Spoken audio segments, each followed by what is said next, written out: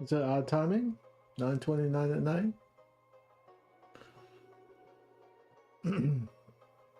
I just jump on whenever, you know? Whenever I feels like it. See, you know, I've been having internet problems. I've got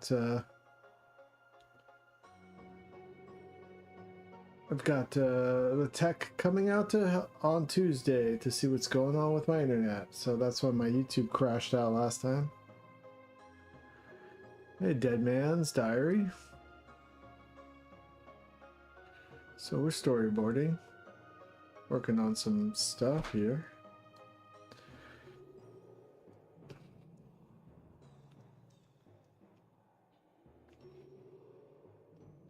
I don't know if this is any good. I can't tell if I'm getting lazy or what, but you know.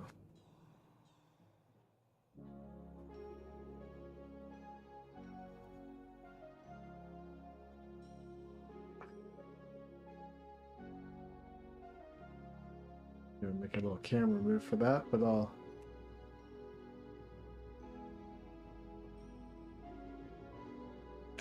just gotta get these ideas out, you know. I'm gonna have to draw a big, there's gonna be a big war scene coming up, a big battle scene. So that's gonna be rough.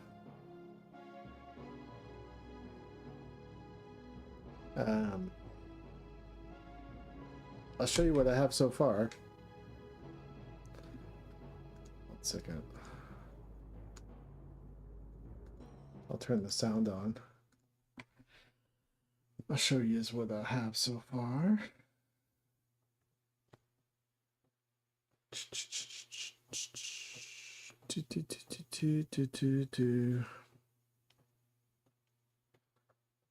Turn the music on. Here, the evolution of life on Dogon.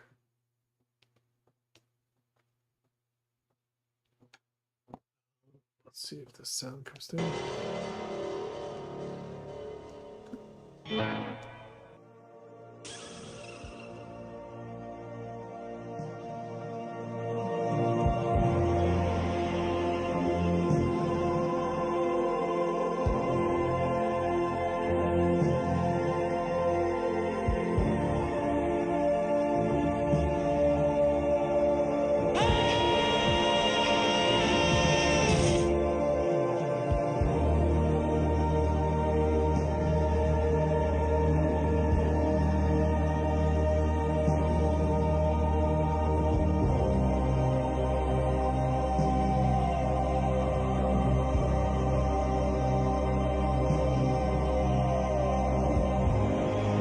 So far.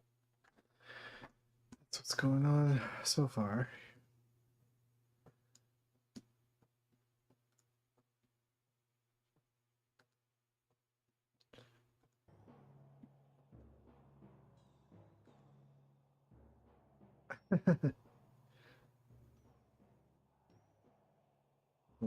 Michael Jackson action.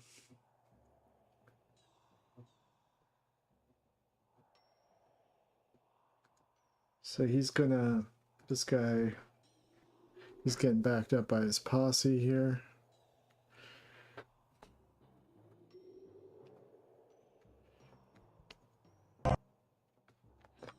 And then he's gonna turn around and see these other light. Hey, thank you for the follow. He's gonna see these other,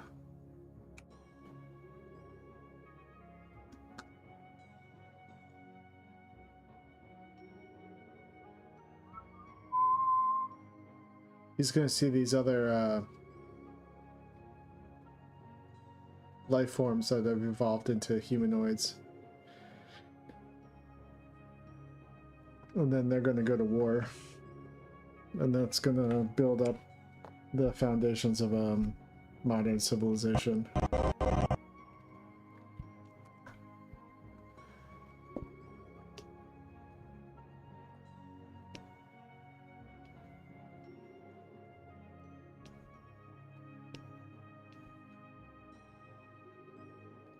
So Give these guys a little ease ins, ease outs.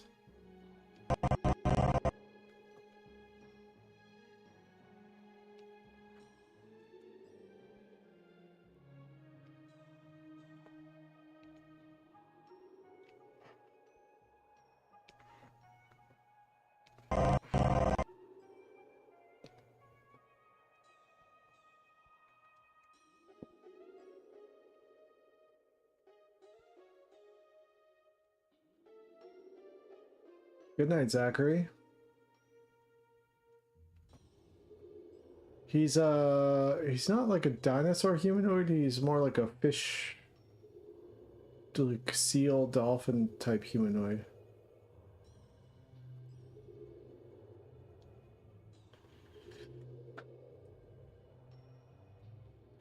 And then the other humanoids will be like have evolved on the land out of the mud or something.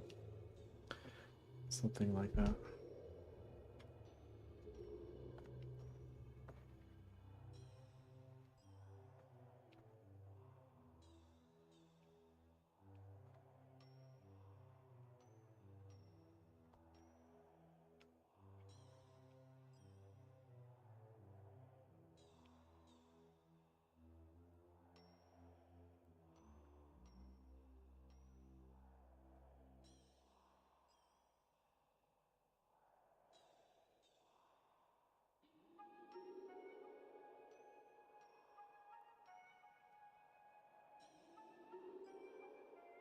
These guys might look a little bit too close to what the other guys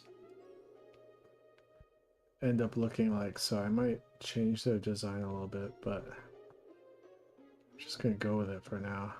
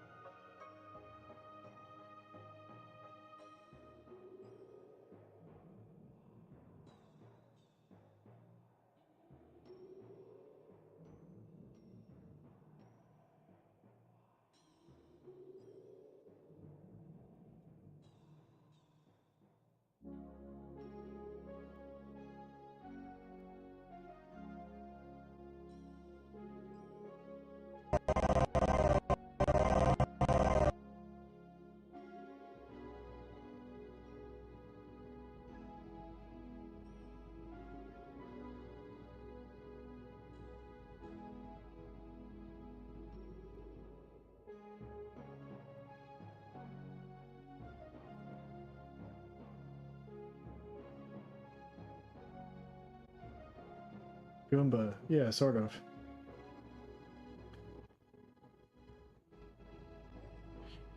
Duncan compared Titmouse to a Temple of Wizards Coven. Temple or Wizards Coven, and our animation team's groups of mages.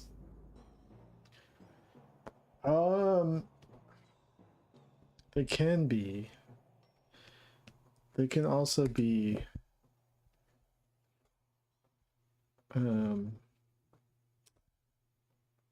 just like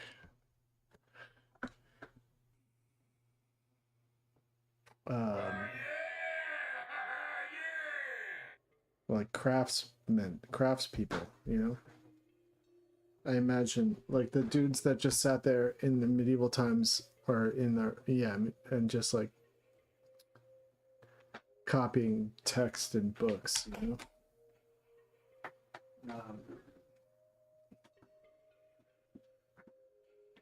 But then you run into the type of animators and artists who are more philosophical, and those people are, yeah, see, these people look like Nomo's ancestors, and they're supposed to be Mythos ancestors. Maybe what happens is like they start to interbreed with the Nomo ancestors. Maybe. I kind of fucked up. It's not supposed to be Nomo's ancestors. But maybe they all had a common ancestor. They like...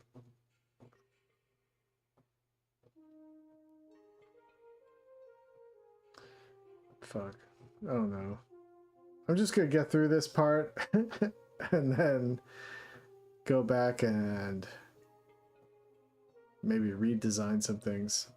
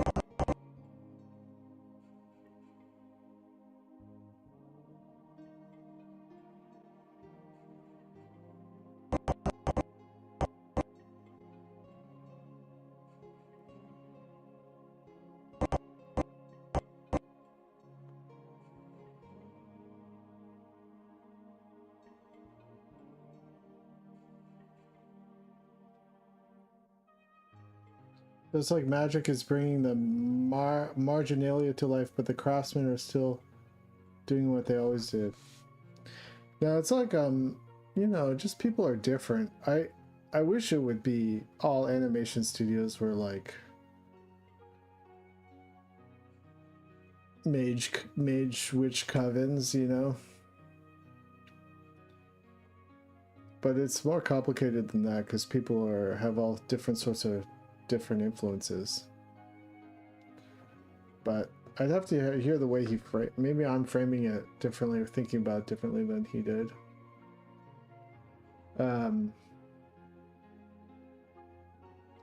People have different motivations for making art or contributing to stories and art, animation, and I think some people are not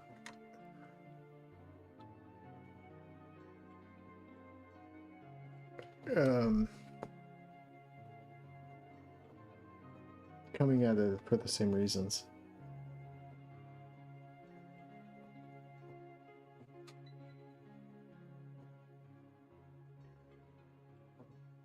Oh, my backup power just...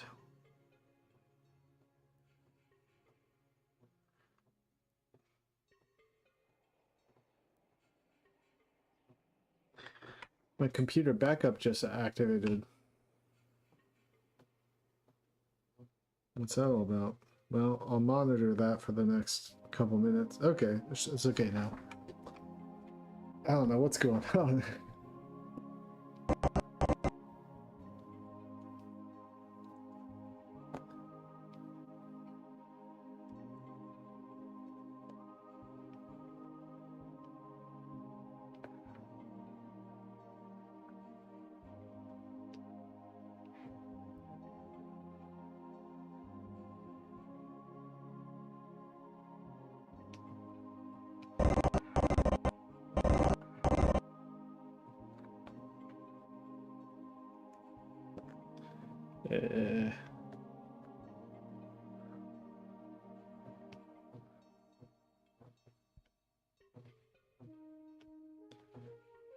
This is what his face originally looked like when I was first drawing it.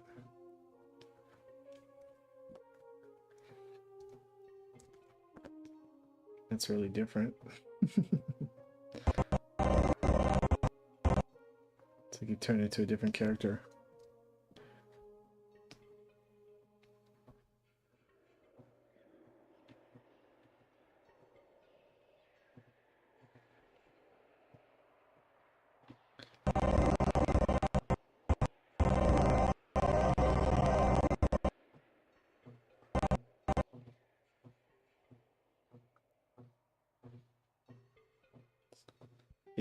What? Let me get rid of this one.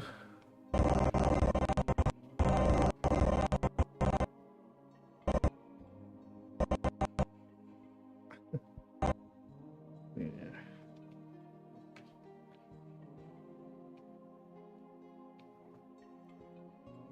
Tie these together.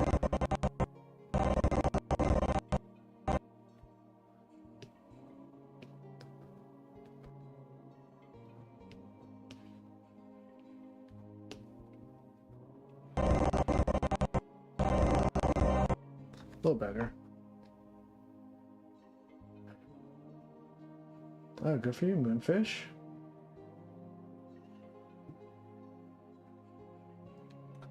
Alright, then he's going to be surprised.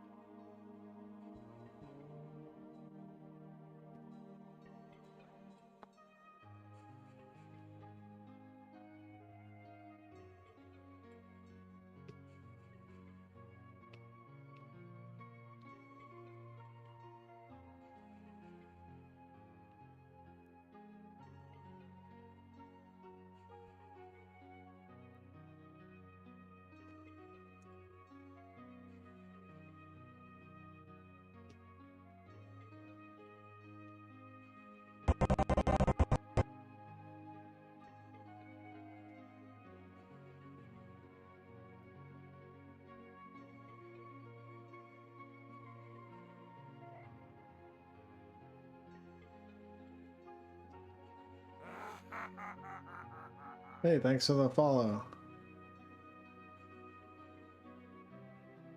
Oh, hey, Ansel and Ansel.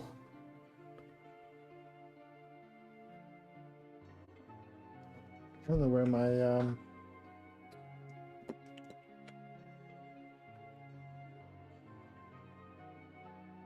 where my overlays go. Oh, it's because I've got my Storyboard Pro screen on.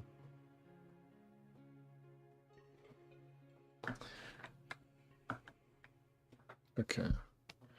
So now he's going to be horrified.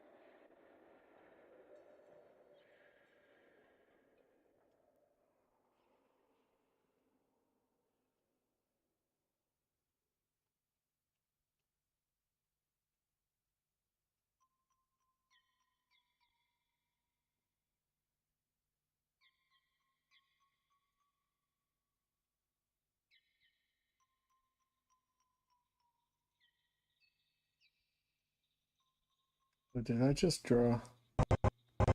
Okay, no, I'm good.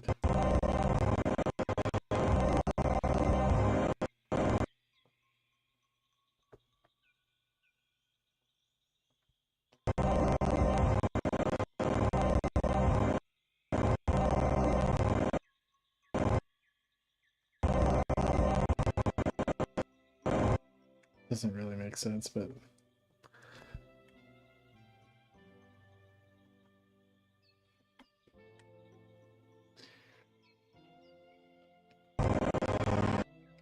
So we're gonna have a little zooming in here, but then we're gonna do some camera moves here. Let's see.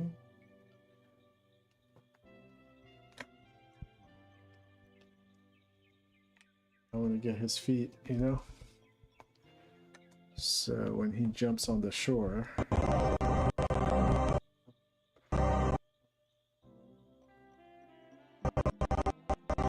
And here.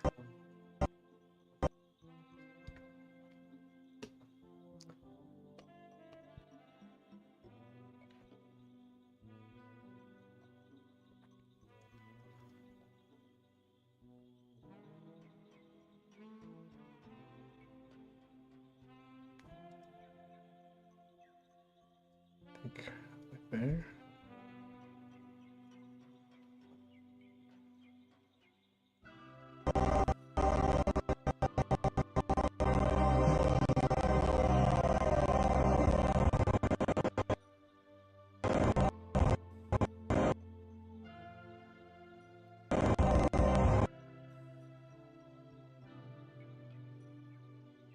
Maybe I'll just cut to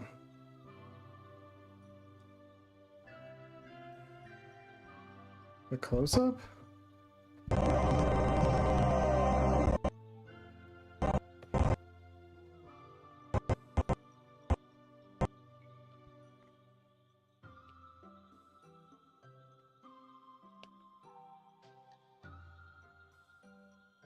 Let's see how this goes.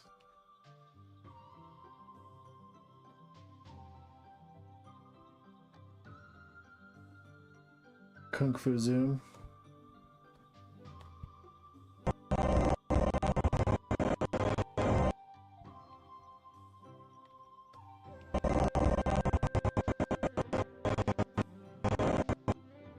Maybe not that close. I want to see his hands.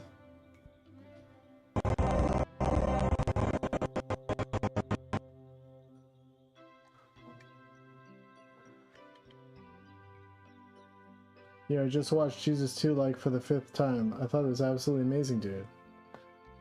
Appreciate it. I'm glad people like it.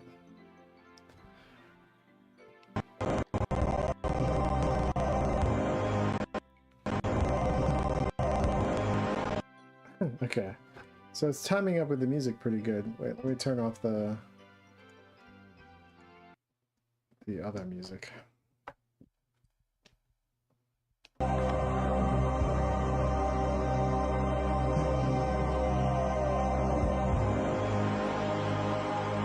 Could be a little bit better timing on that. So let's go.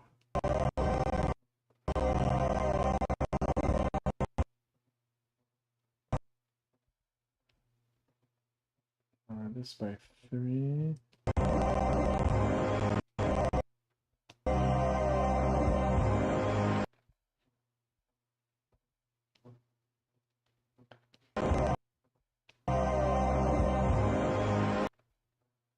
Maybe back this up by 2 frames.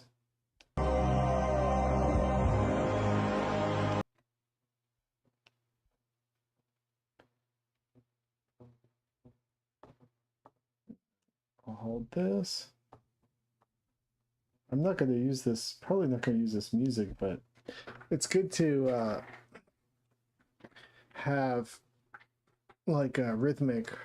I don't know, for me, I like storyboarding to a rhythm. It helps me find the timing. So I usually time it to some like song I like. Have I ever seen the anime Mind Game from 2004? Yes, it's one of my favorites. One of my favorite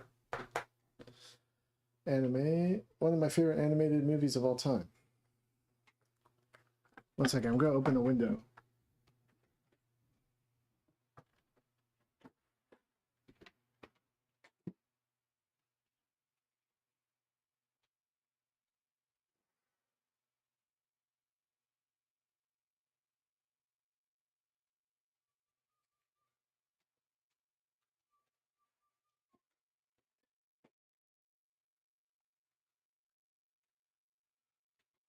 Yeah. I feel like Mind Game isn't one of those movies that you can force your friends to watch. They have to want to watch it. A lot, kind of like Apocalypse Now, you know? It's just one of those great movies that you can't force your friends to watch. Been watching Aeon Flux. Aeon Flux is the shit.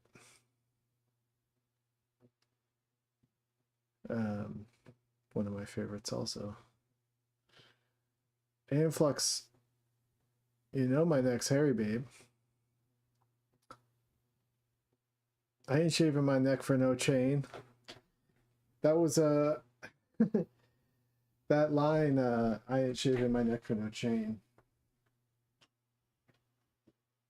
Let's see here. Got my green screen growing. Tell where some of your influences come from. I love esoteric weird shit. I ain't shaving my neck for no chain is something my friend back in the day, Ian, heard on the street. He was walking down South Street in Philadelphia, and he heard a girl say it to her friend that her boyfriend bought her a necklace. And she was mad about it. And she was like, I ain't shaving my neck for no chain. Because she had a hairy neck. I guess it pulls on your neck hairs. And we thought that was the funniest shit ever. And so like 20 years later, I put it in a movie, in a cartoon.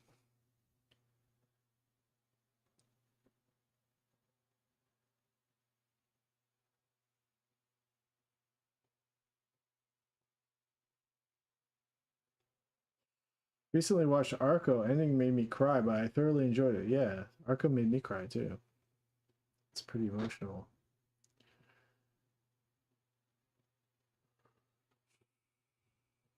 I liked Arco a lot. It had a nice I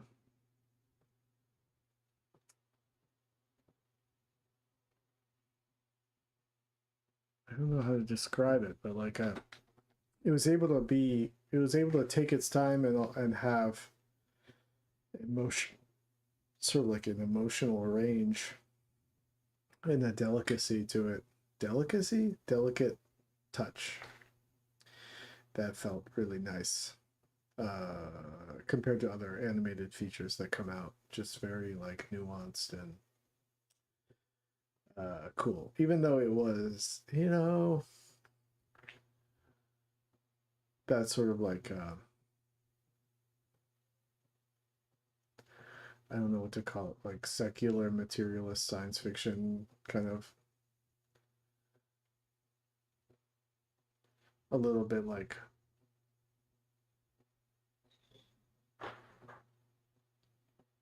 futurist.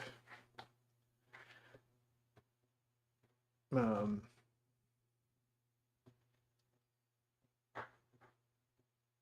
how about some custom Jesus 2 emotes? I think on YouTube. I think I have emotes on Twitch. I put some emotes on Twitch.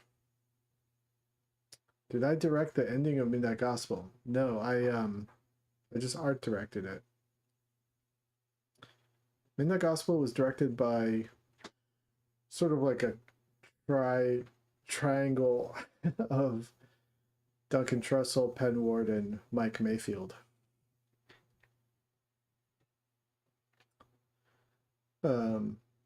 But I art directed the last episode. I art directed every episode.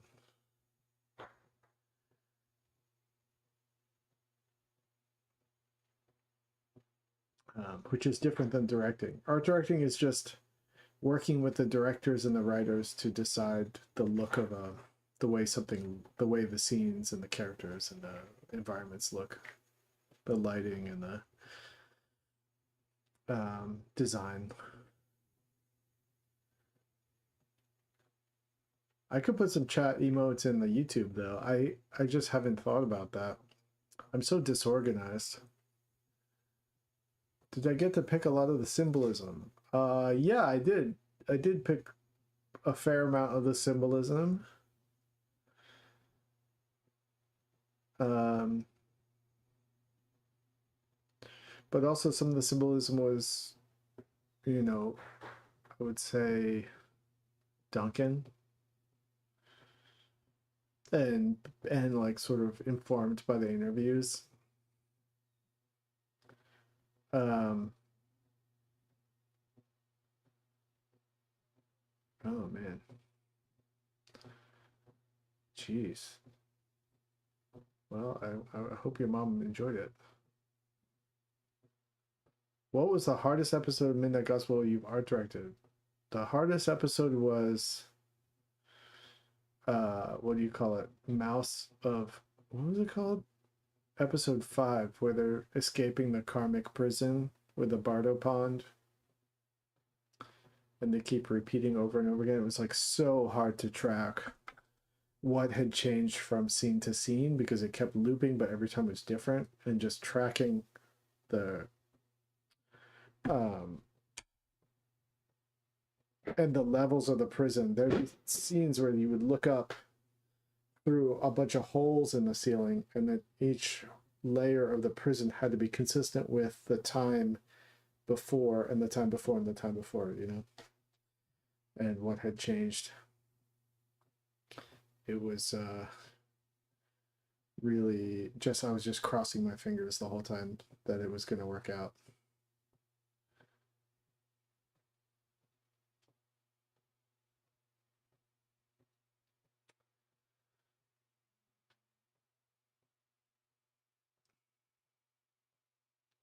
I haven't talked to I've talked to Duncan briefly here and there over the past 2 years, but not super. I'm not. When was the last time I really talked to him was when we were trying to get season 2 of Midnight Gospel made. When was that?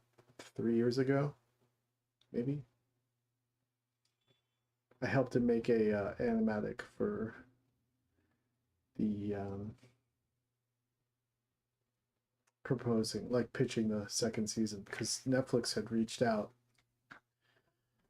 being like, people are still watching Midnight Gospel, and we value now repeat watching over like mass numbers kind of thing. So we thought that we were going to maybe make another season of Midnight Gospel. So I made a little 4 minute animatic based on Duncan's story outline, and then Duncan pitched it to Netflix, and they said, what I heard, what Duncan told me was that they wanted it to be 7 minutes, 7 minute episodes, and Duncan didn't think that was feasible. So we just didn't make it. Did I see Kaiba? Lots of people asking me about Kaiba. Yes, I've seen Kaiba, and it's one of my favorite cartoons ever. It's great.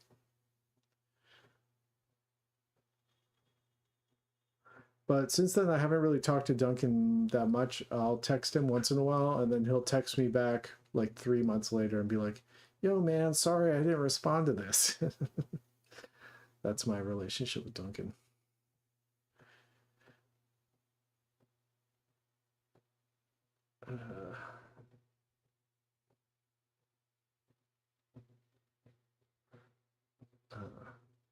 He's a busy guy. Anyway,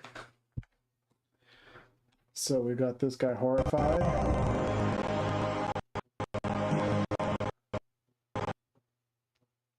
Maybe I'll make him blink.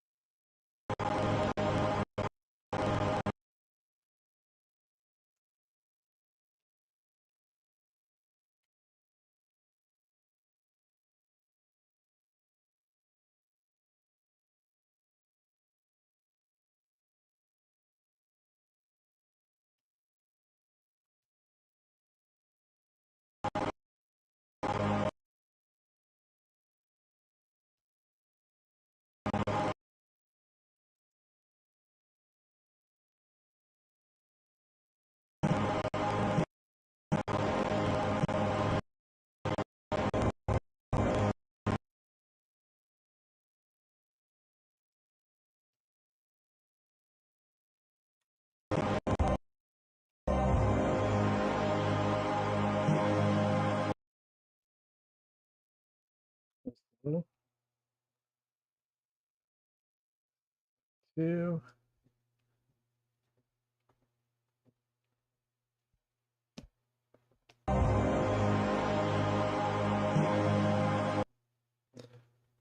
Hey, Bafano, what's up?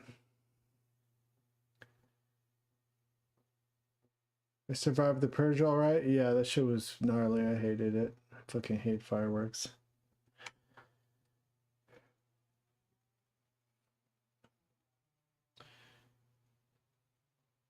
Glad we got Yuasa fans here. The influence seemed obvious in your work, but I don't want to be reductive. Yeah, I'm definitely influenced by Yuasa. At least, like, in some way.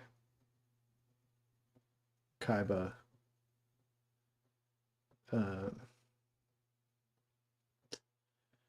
And Mind Game. And the short he made for a compilation of animation called Genius Party.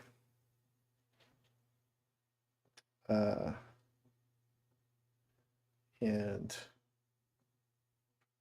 Ping Pong, the show, the animation, all that stuff is fucking gnarly.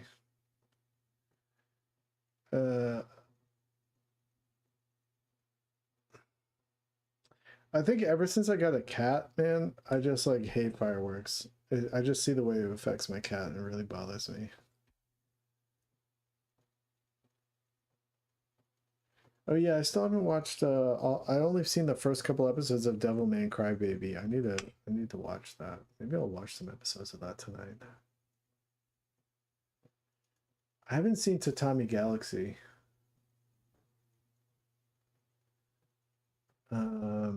Yeah, because I used to be all about fireworks, I guess, but dude, ever since I got a cat, it completely changed my attitude about fireworks. Um, but you know, some people don't have cats or dogs and they like fireworks.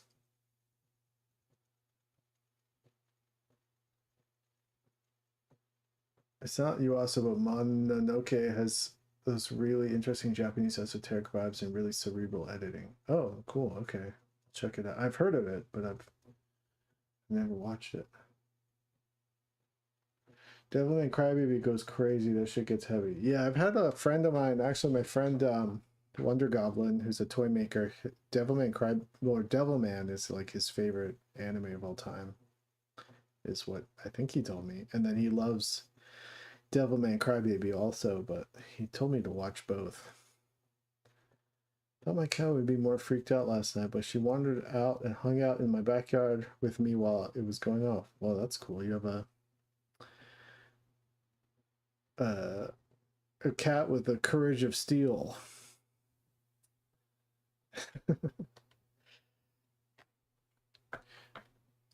The heart of steel. Okay, so he's witnessing this other species of humanoid creatures. So I gotta draw these guys. So these are gonna be like the Nomo creatures.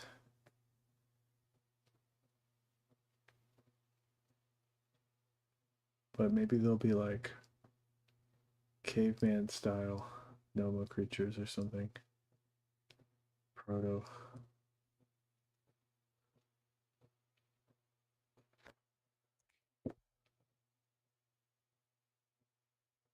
Maybe they'll have like really long, like almost like elephant trunks.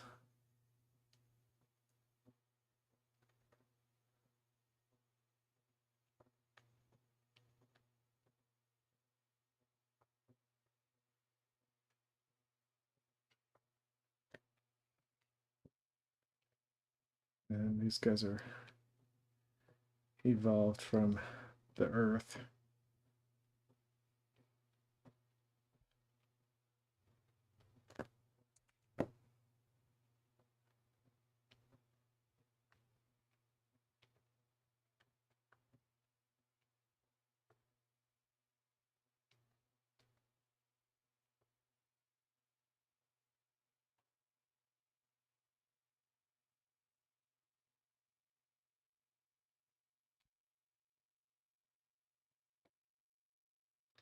me think about this. Maybe they'll be like fucking, they'll have like 4 legs. Do I want to animate that?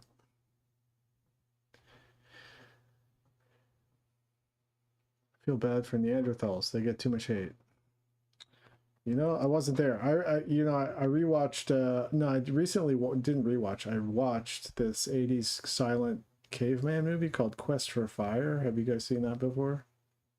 Quest for Fire. It's like a caveman movie with no talking in it. It's just like people going oh yeah oh, the whole time. And it's really like gnarly. Take it easy, Ansel.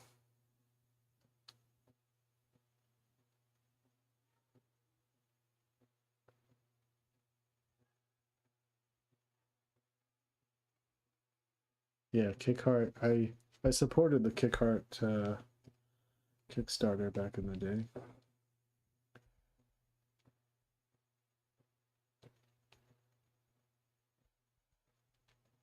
All right, I'm gonna give these guys.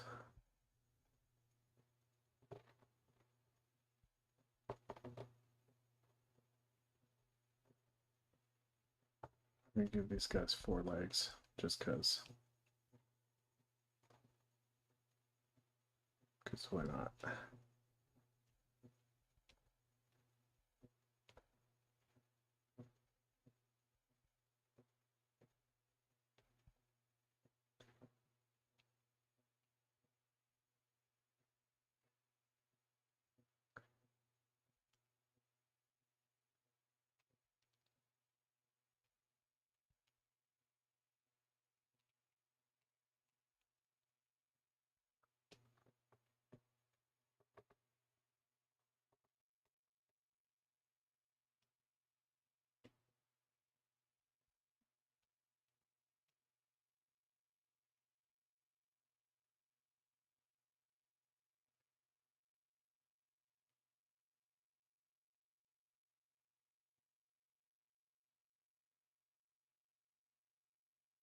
I've heard of Fire and Ice, but that's quite the film you're describing. Wait, what film?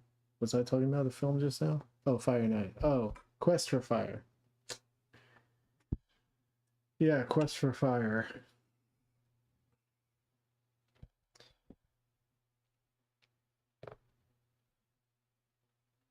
Um, there's a couple caveman movies. There's 10,000 BC, Quest for Fire. Ringo Starr made a caveman. I think it's just called Caveman.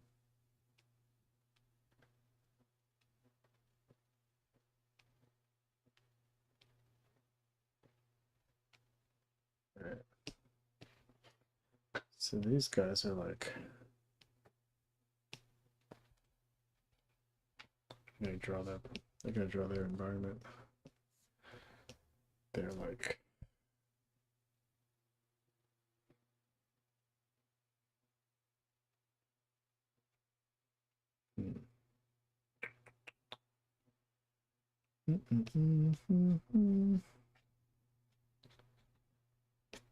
figure this out.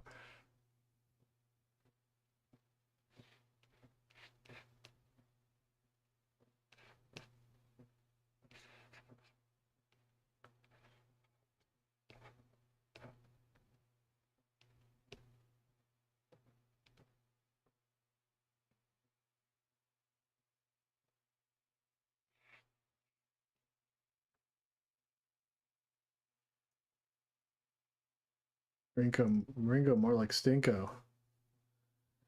I mean, Ringo is the worst Beatle for sure. There's no debating it.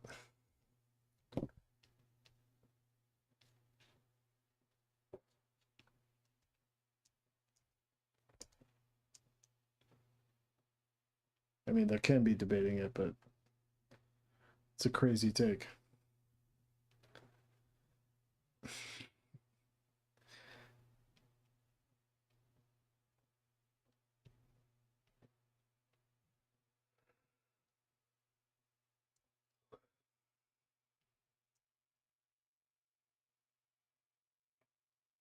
sometimes I was watching some Beatles stuff about like George Harrison and stuff and his relationship with the Paul John, and it seemed like George Harrison in the 80s got pretty like bitter. It's kind of sad to see.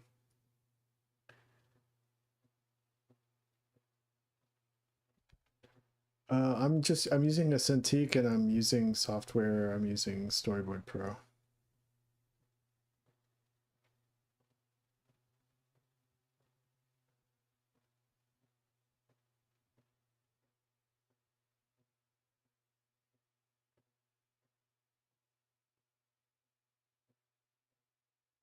I don't think the Adventure Time movie is happening. Don't quote me on that, but I'm pretty sure like there's been no movement on that as far as I can tell. There is movement on Lars of the Stars though. Who does my hair? Amber. Although she hasn't cut my hair in like 3 months. I gotta go make an appointment. She used to cut at the New California barbershop in Echo Park, but then the owner of that barbershop closed. I mean, left, and then she moved to a different spot, so I have to drive out to Hollywood to get my hair cut.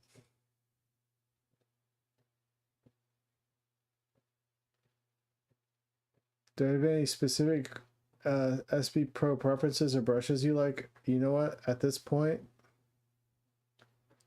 I just use the standard round brush.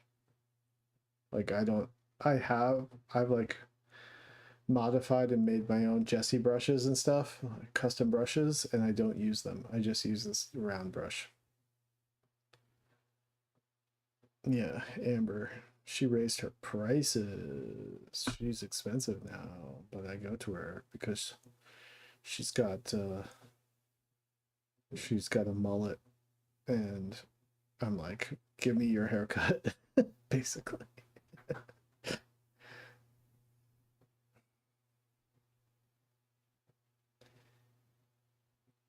I don't trust anyone else.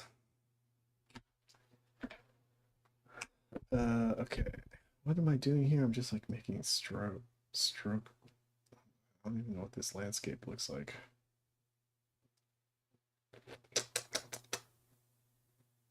Mm-mm-mm. Mm-mm-mm-mm. Mm-mm-mm. Mm-mm. I don't know. Storyboard Pro, you don't want to get too precious with it, I don't think. You know, you're just like shaping out stuff and figuring out staging, and you don't need it, man. It doesn't have to look fucking uh perfect.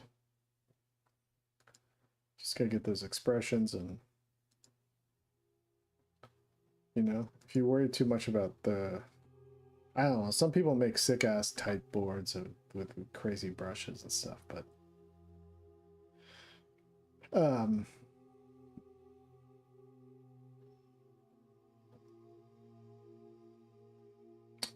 with storyboards it's all about the content. That's what I think. It's not about the how tight your boards are, I don't think. And how slick your boards are. Although some places they do care about how slick your boards are. So, what do I know?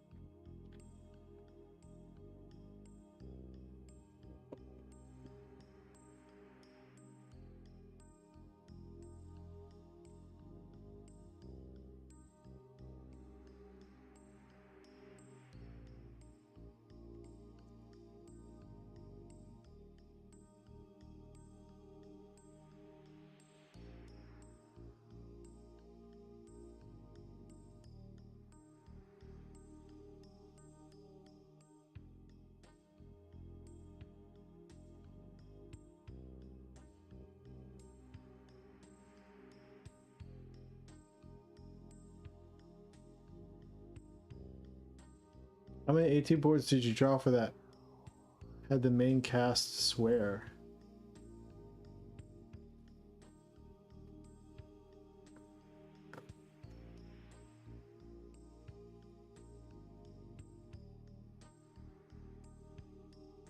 How many 18 boards did you draw that had the main cast swear? All my first passes have swearing, pretty much. And then you figure out how to say the same sort of thing, but with more creative language.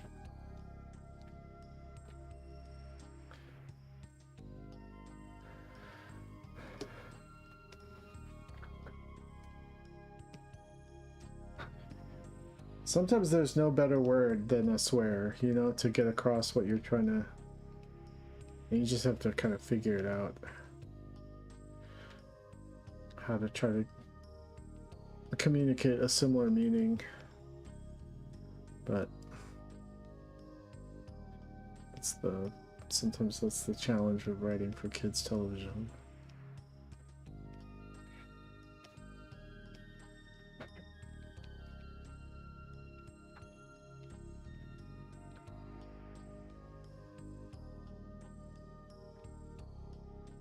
And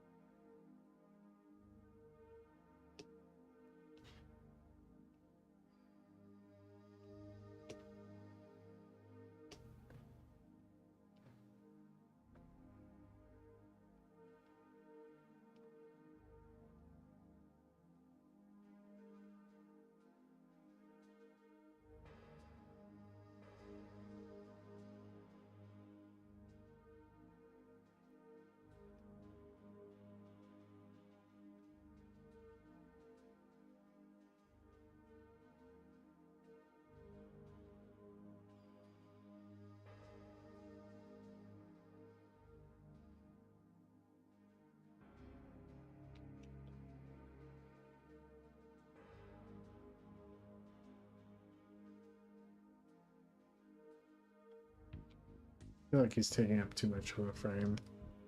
So I'm going to shrink him down here so we get more of the landscape.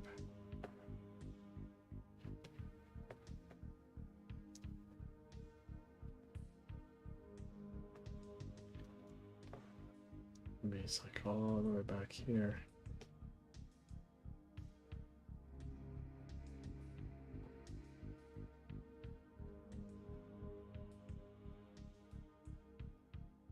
I think he'll like peek out from behind a rock or something.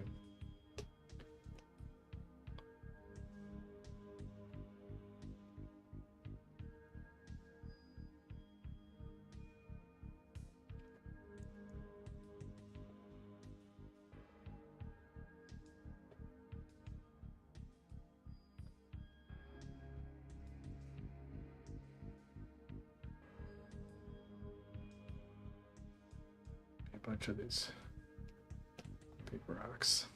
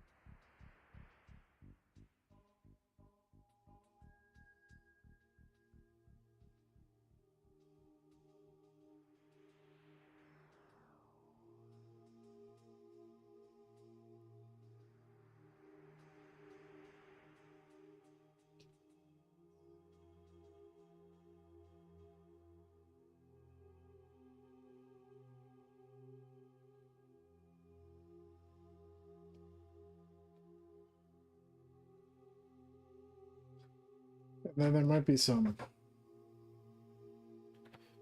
weird sort of like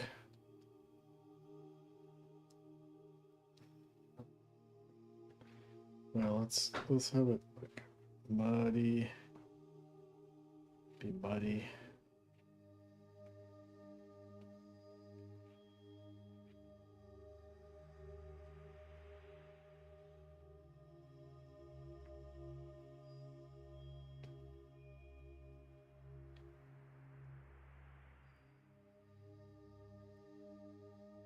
What time is it? It is 10:27. Do you have a favorite Elden Ring boss fight or any enemy designs that you like that stick out to you? Hey, Carver boy. Good to see you. This is Toon Boom, yeah. Storyboard Pro.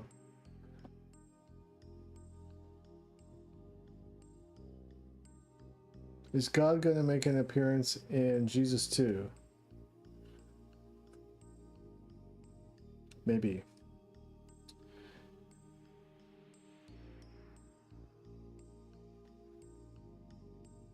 Do I do any rough animation in your store shorts or just storyboards? Yeah, I do some animation in my shorts, a little bit. I do some roughs here. I've been doing more animating lately, rather than just storyboarding.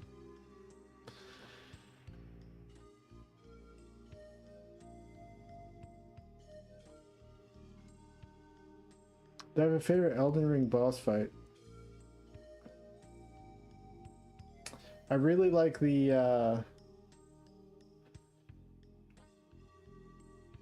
in the DLC, the Chinese dragon, the Chinese like dragon lion fight, just like spectacle wise is really beautiful.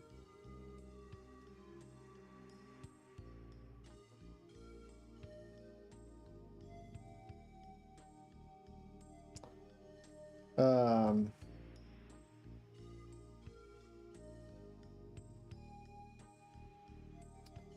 and what's his name? It's not Godric. It's who's the guy who he's got the lion spirit animal behind him and then he fucking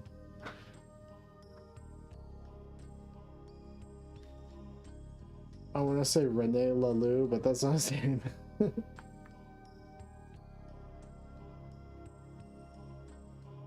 I feel once a lot of animators start directing, they don't do much cuts themselves and it seems like a lot of work anyways. I'm not a great animator, so I usually try to work with better animators than me. Hoaraloo, yeah, I like Hoaraloo. That fight is just real clean and fun. I love the design work in those Elden Ring Dark Souls games, but I'm too shit at them to enjoy playing them myself. I thought so too. I thought I would never be able to play those games, but Elden Ring really gives you a lot of ways out, you know?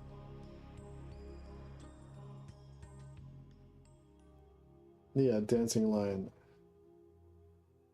Dancing Lion and Hoaraloo are probably my two favorite bosses that I can think of.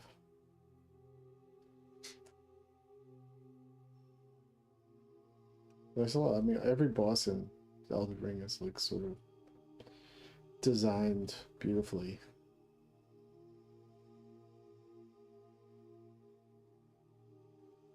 Yeah.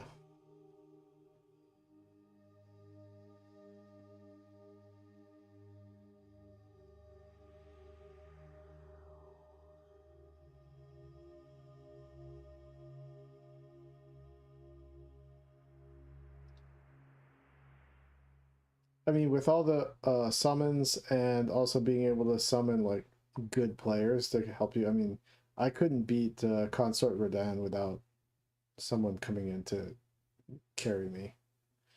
That fight was way too fucking crazy. I think you come across as more of an idea guy rather than technical, so I get it. Also, to get in the zone to animate a lot, you need a lot of concentration and patience. Yeah, I'm more of an idea and design guy than an animation guy. But I've gotten better at animating. I've sort of plussed out my boards in sections, like I understand a lot more of the principles of animation these days. And I can animate a scene if there's not a lot of action, if it's just people standing around talking and gesturing and stuff like that.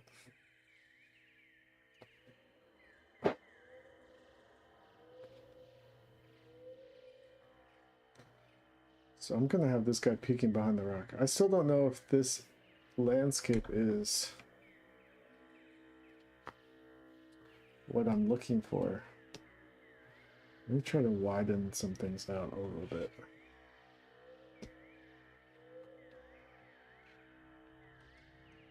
Oh, I got some things on some wrong layers here.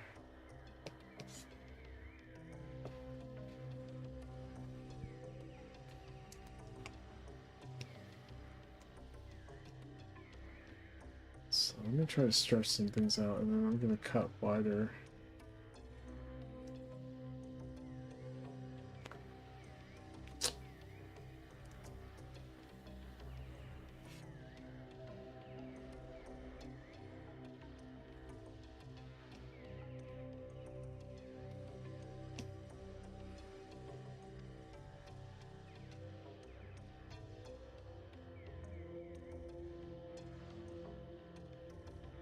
When I first heard of you, I could not for the life of me get your last name right.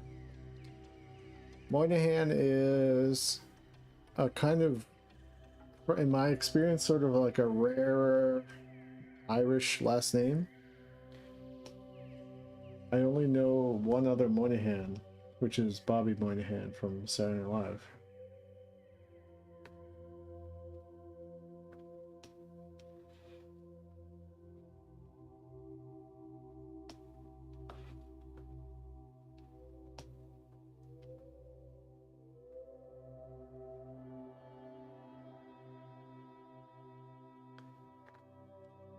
Let's do some like sparse.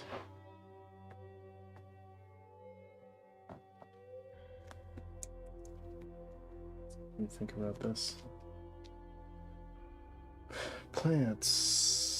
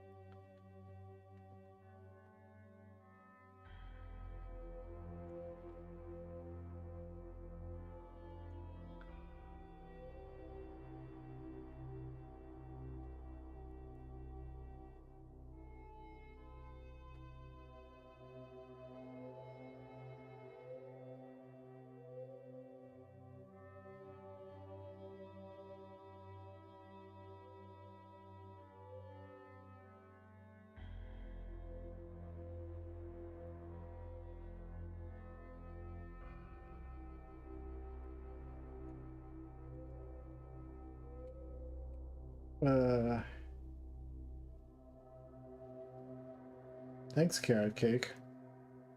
If Death Stranding is a walk simulator, then it's safe to say that Elden Ring is a suffering simulator. I've suffered more in Silksong. Personally. Nobody has kids anymore. They either have plants or cats. Where'd that come from? In my opinion, the only technique in Elden Ring that I find to be cheating or scummy is outright cheesing the fights by using glitches or bugs that were never intended to beat major things. Yeah. My second playthrough of Elden Ring was way easier than my first.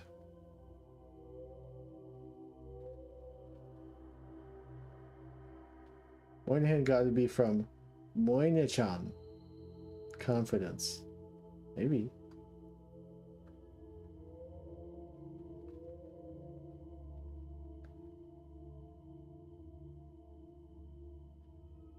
Silksong was hard.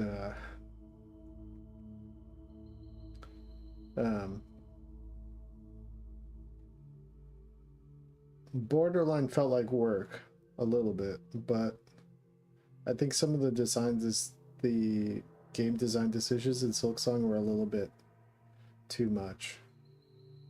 But I still liked it. Did comics ever influence your animation style? Yes, Jack Kirby's a big influence on me. Simon Beasley is a big influence on me.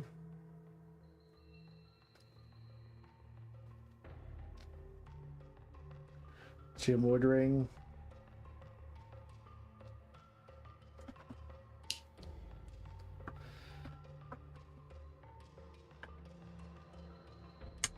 Matt Brinkman.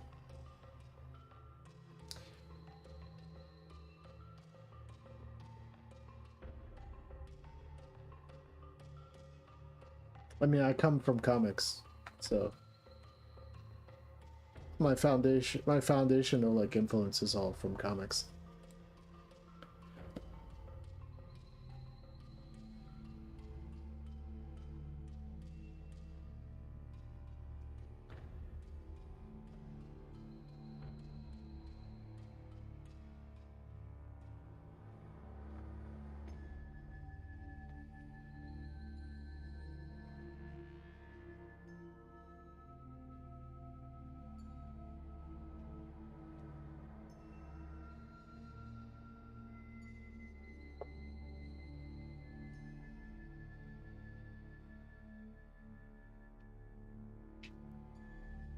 Guess I'll keep this mostly sort of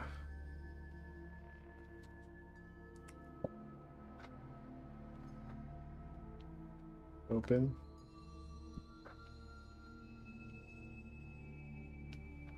No, of all this sort of scummy mud. And some of these guys are going to emerge from the mud.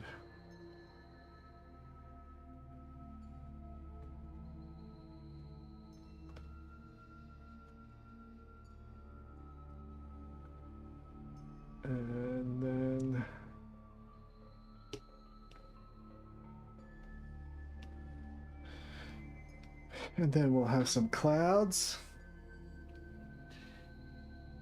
Nobody's having kids anymore because kids don't deserve to be put in a world this messed up. I'm going to be at the age where apparently I'm supposed to find a partner.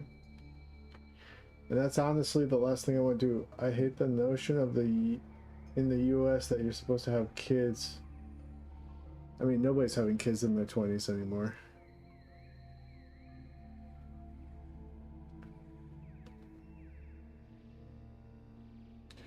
I mean,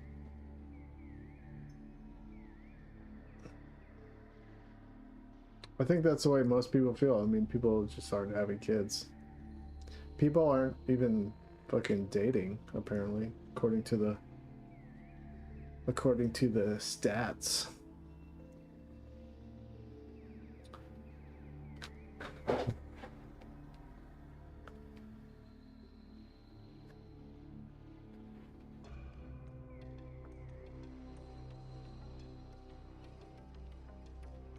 My Japanese cousins all have tons of kids, which is interesting.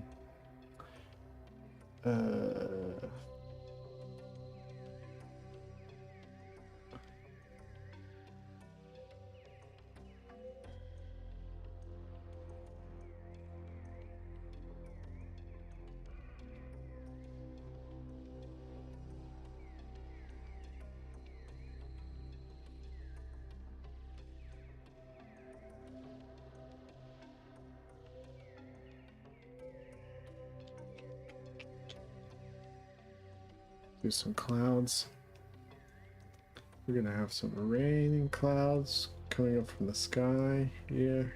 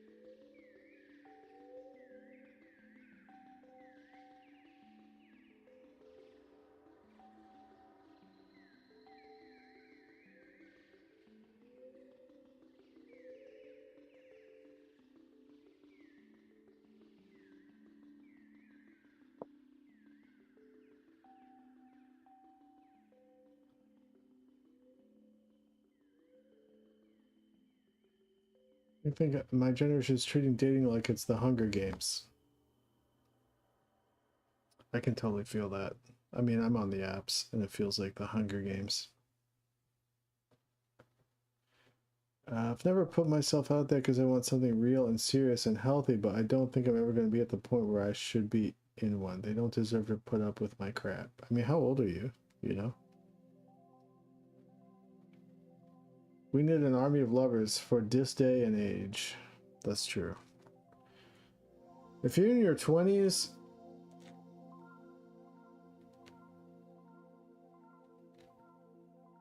you just gotta try. Hiking, picnics, draw together, cook together, play puzzle video games together. Lots of inexpensive ways to date. Don't let love disappear.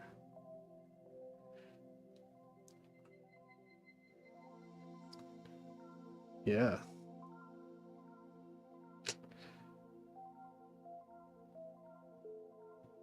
Monogamy is on its way out. I don't know what that means. I'm pro monogamy personally.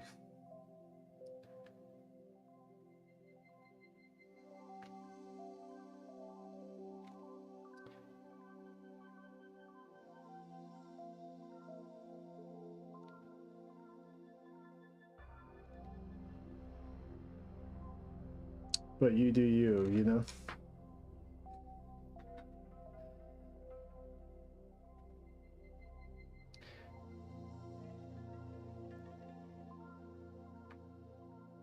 I'm pro monogamy, but I'm currently like practicing none anything but me. None anything but me.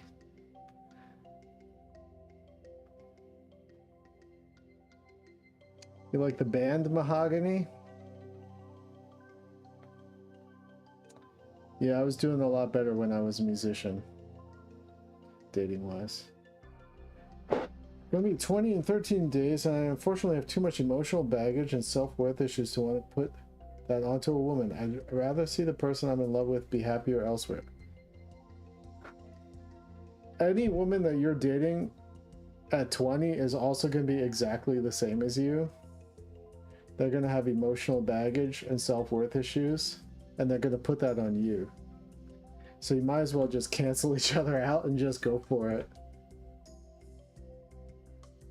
The 20s, I think 20s is all about dating and just being a fucking mess. And not trying to be perfect. You can just have fucked up relationships that are you regret later, and that's okay. And you can meet your soulmate and completely fuck it up, and that's life. That's the 20s. That's your 20s. That's what your 20s are for, and even into your 30s, maybe. Karma Void, I mean, you're a lucky man.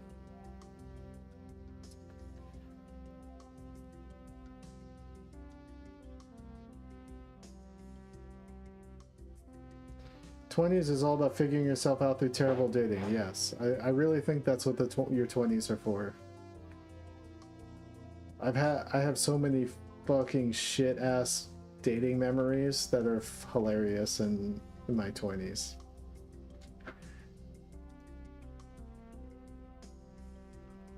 You can't like expect to just hit a home run on your first shot when you've become enlightened person when you're like 90 years old.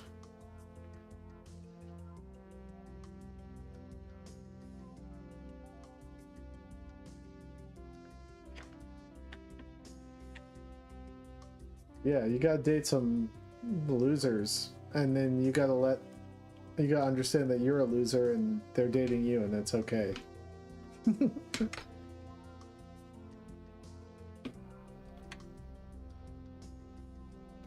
Man, it's not luck, it's hard work, compromise, and ultimately being best friends through everything. I wish I understood that. I'm 31 and I think people my age are just starting to learn not to hurt each other when they date.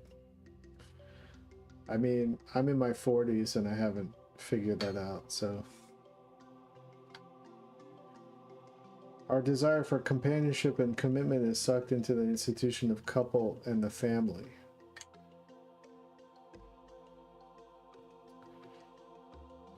I don't know.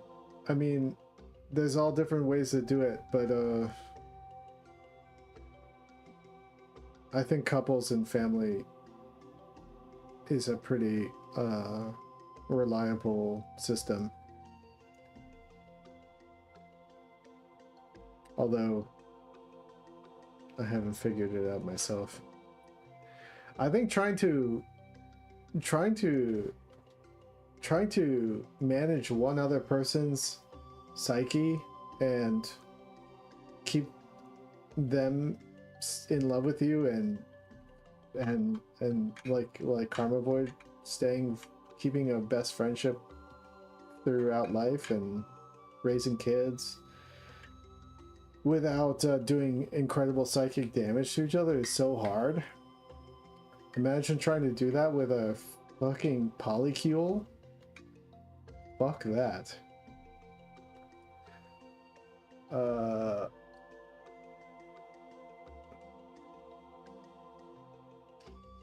feel like the thought of my 20s just being oh, you can be a mess, date anyone you want, to be horrifying because I've never really been in a relationship or experienced anything intimate. Well, I didn't start dating till I was like 23. And I put a lot of I built it up in my head so much. It was like a really, really big psychic barrier I had to dating. I put so much emphasis, like so much weight on it.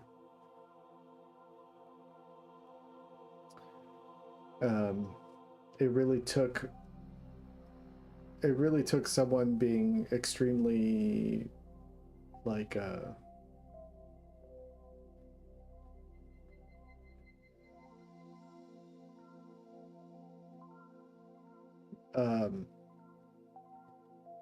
I had to get like broken out of my shell by a crazy person while I met on a train, or else I probably would be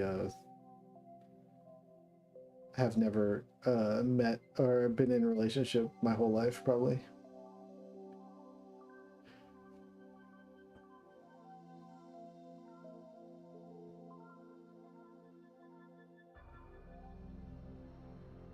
I feel like the thought of my 20s just being oh yeah. I'm trying to expand this.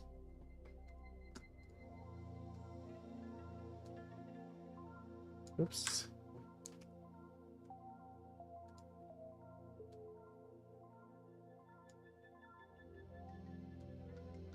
Oops.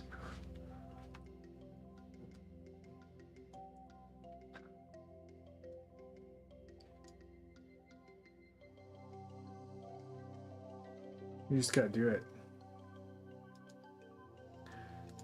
Yeah, I don't know. I mean, like, we build these things up in our heads, and I've been building it up in my head lately. I don't know. I think I'm like fucked actually, so I can't really give advice on this stuff. I'm like actually kind of mentally fucked for the past 2 years.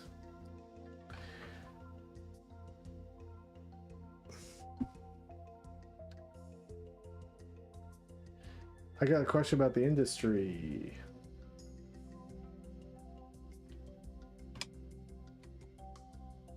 Let me name this down a little bit. Let's have therapy talk.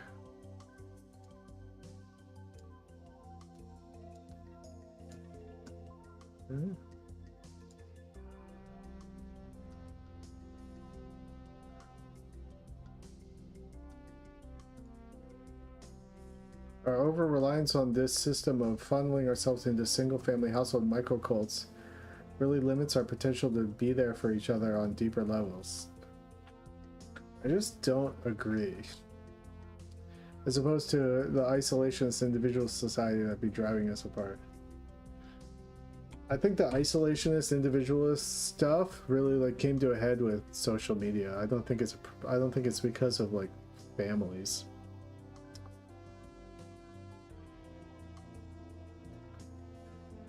We totally got the potential to relate to each other like we used to with villages. Yeah, I mean the village thing is like has like an interesting and positive dynamic, but also the village can have like really negative qualities too. Everything is a give and take. Everything is like you can't you gain one thing and lose another thing. There's no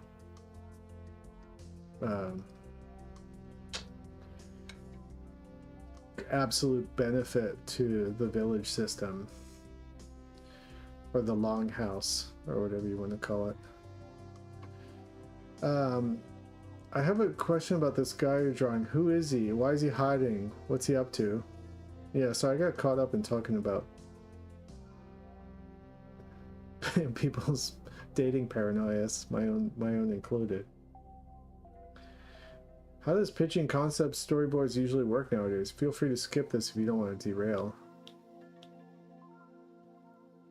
Well, this thing I'm working on right now, once I finish the pilot, I'm going to storyboard about 20 minutes of stuff. I'm at like 9.5 minutes right now.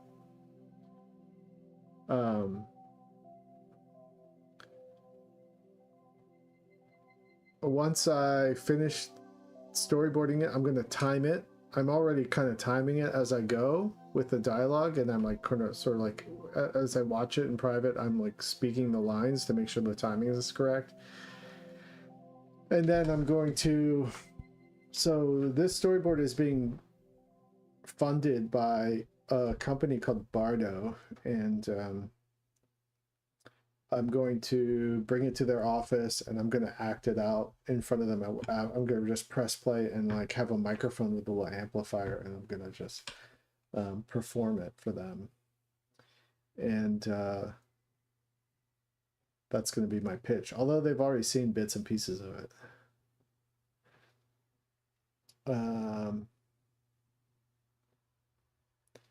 Usually storyboard pitching is like, when I was doing it on Adventure Time side quests, it was like you would export these boards as basically as PDFs, and then you just tab through each panel with the dialogue underneath, and you just read it to a crowd of the production company production crew, and they you know, if you get laughs, you know it's working. Basically.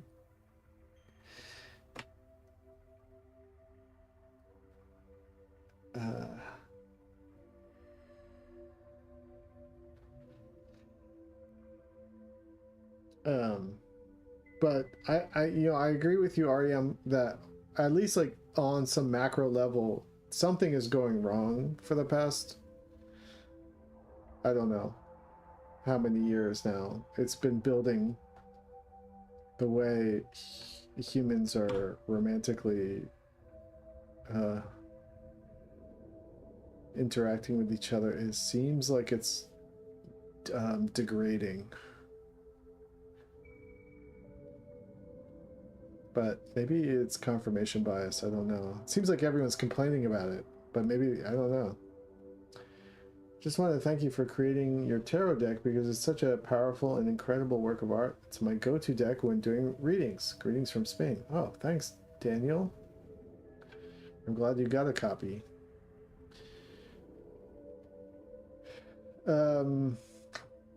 Okay, anyway, this guy is hiding behind a rock, and I'm gonna make him hide more behind the rock, actually.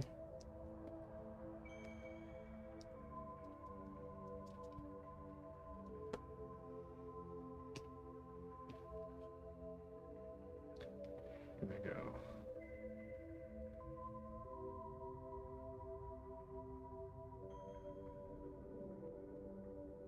we go. Look here.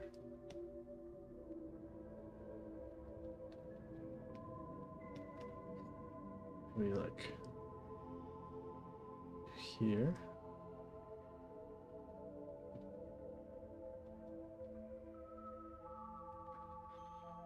Alright, that seems about right. I'm just gonna remember what he looks like.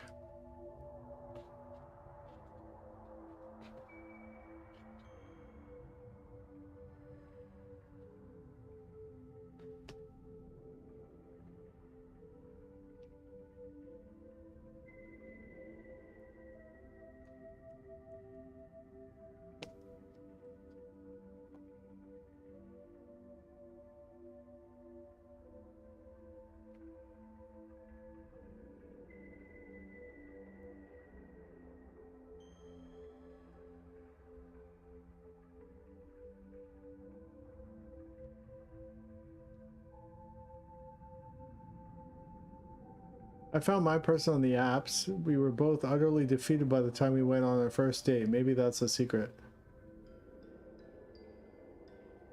I think the internet got taken over by corporation bots and normies who don't have any ounce of creativity in their body. Dude, it's crazy how I can look at the sketch and see your influence on media I remember watching. Thanks, man.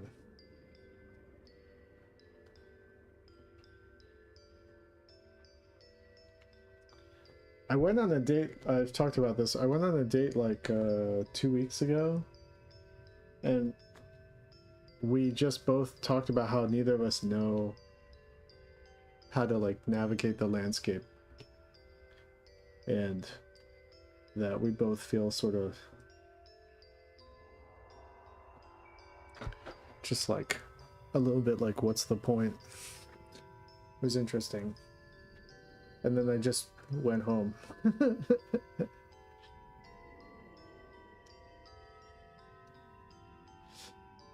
I was talking to this girl who designs roller coasters.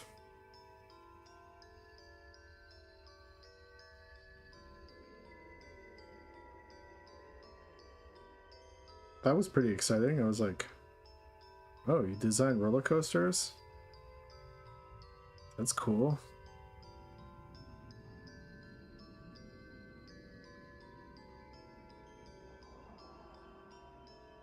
I told her I wanted her to design a, I said, I have a fantasy of making my own version of It's a Small World, but like about near-death experience in a warehouse somewhere.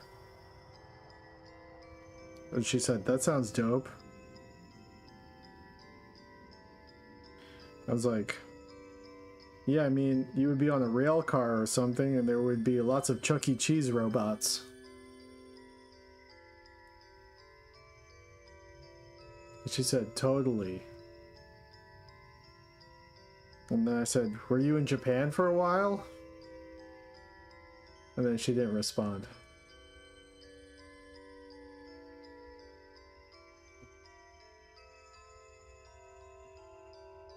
And that was 2 days ago? I don't know. Maybe I'm too dry. I'm not sure.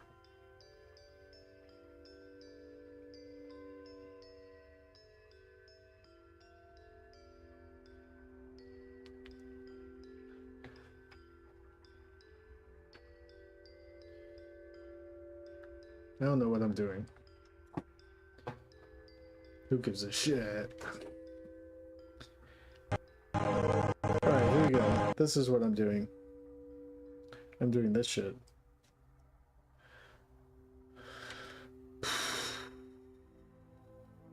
I say, ahem. I asked if you were in Japan. God damn it.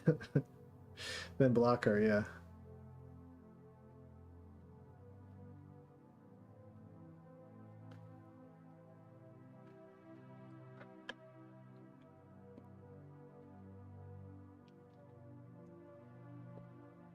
This guy's gonna creep out.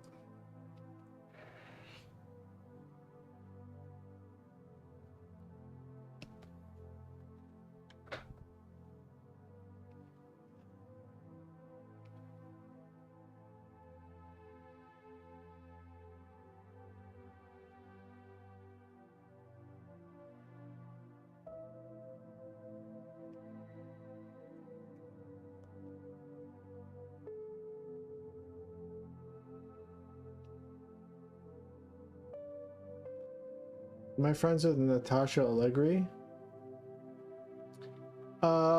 This is Storyboard Pro.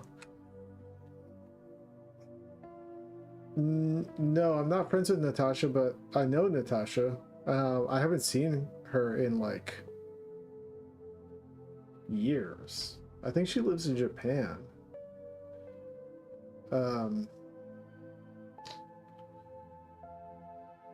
I'm pretty sure, I don't know. Yeah, I haven't kept up with Natasha. I think she's in Japan. I think she's been living in Japan for years now, though.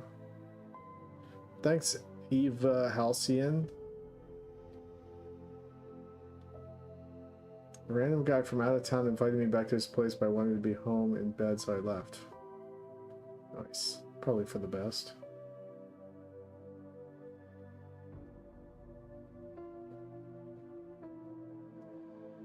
Have I ever met someone crazy in the apps?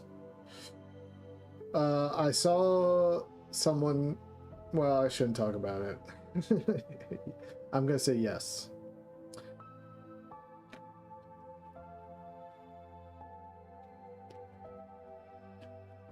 A blue-white hell paradise and black salt. Okay, I'm obsessed with Judge Stewart and really hope there's more episodes to share to everyone I know. Thanks. Yeah, I'm trying to make more. I am in the process of making a couple like little promotional shorts for it.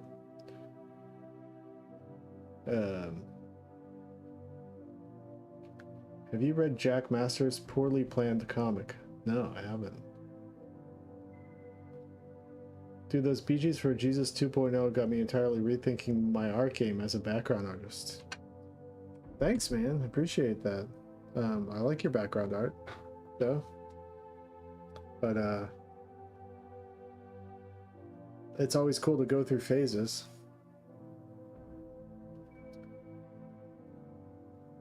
Appreciate it. It really depends on the kind of show, cartoon you're trying to make. You know, you can't just do what I do every time for every cartoon. You have to do different styles, more flat styles, more rendered styles. Yeah,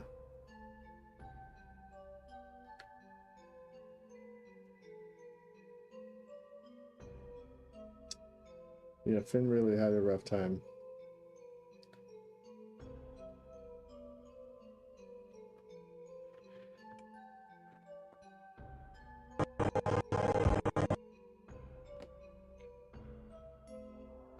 Here.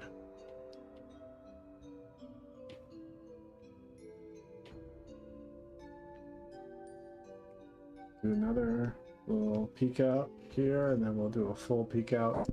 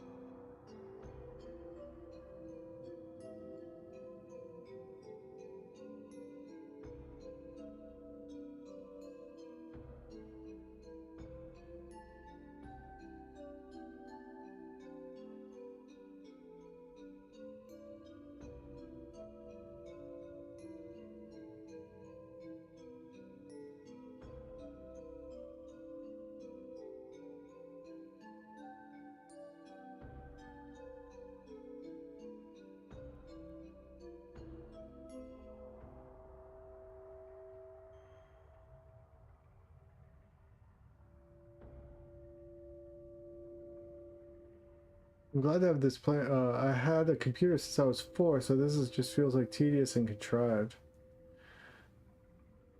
Since computer classes I just have to take for my degree, less painful. That sucks when you have to take classes and stuff that you already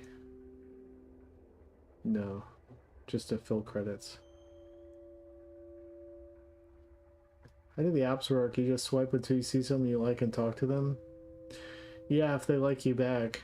And then you try to talk to them, and then you just like both could ghost each other after 2 rounds of talking. Ever thought of a preferred way to go out, like dying? Yeah, I want like an angel to come out of the ceiling and take me up to heaven. That's what I would like.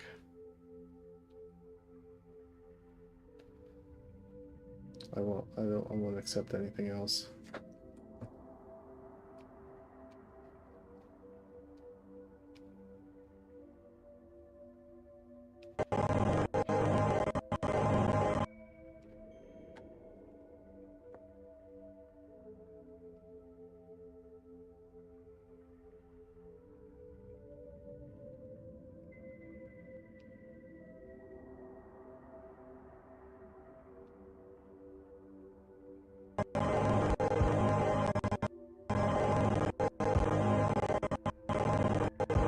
I think I gotta make him coming out a little bit more.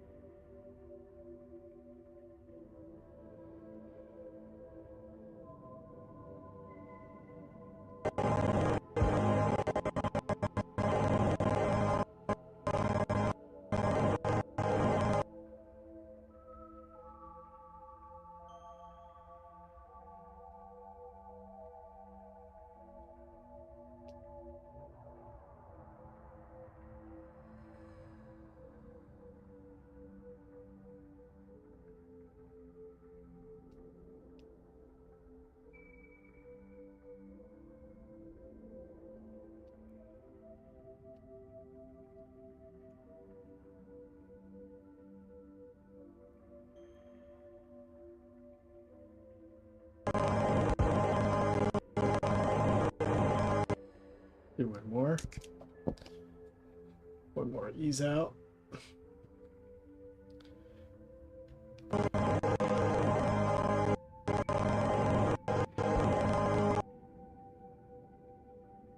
Alright, and then he's gonna come out with his spider legs.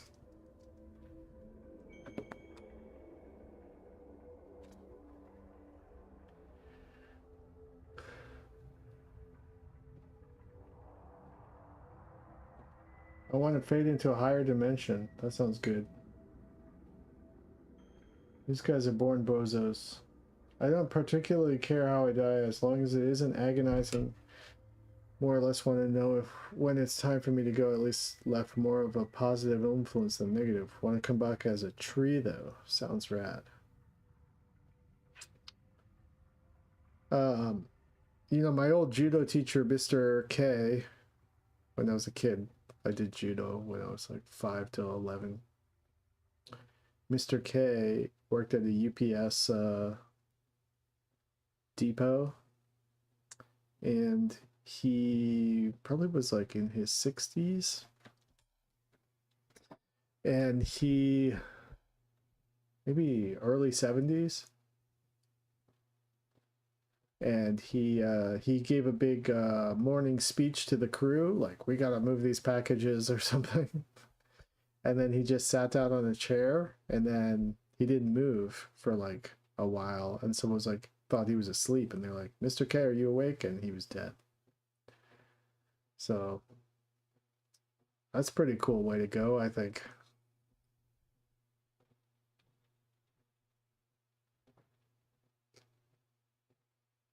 I did judo too, from age 6 to about 11. Yeah. Nice.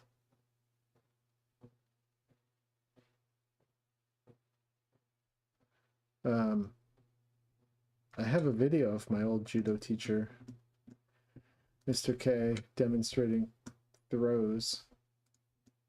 Do I have it? Where is it? I think I have it on my desktop.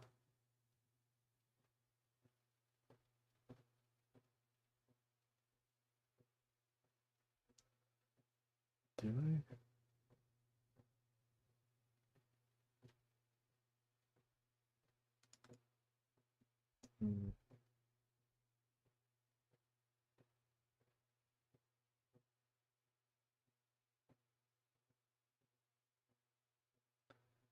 Is it judo?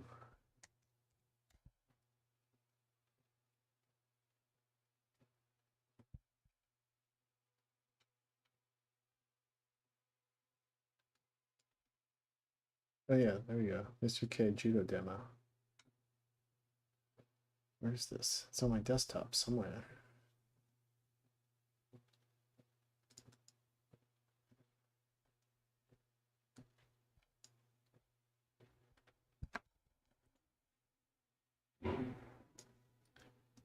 This is my second. This is my old judo teacher, Mr. K, who died in the UPS depot.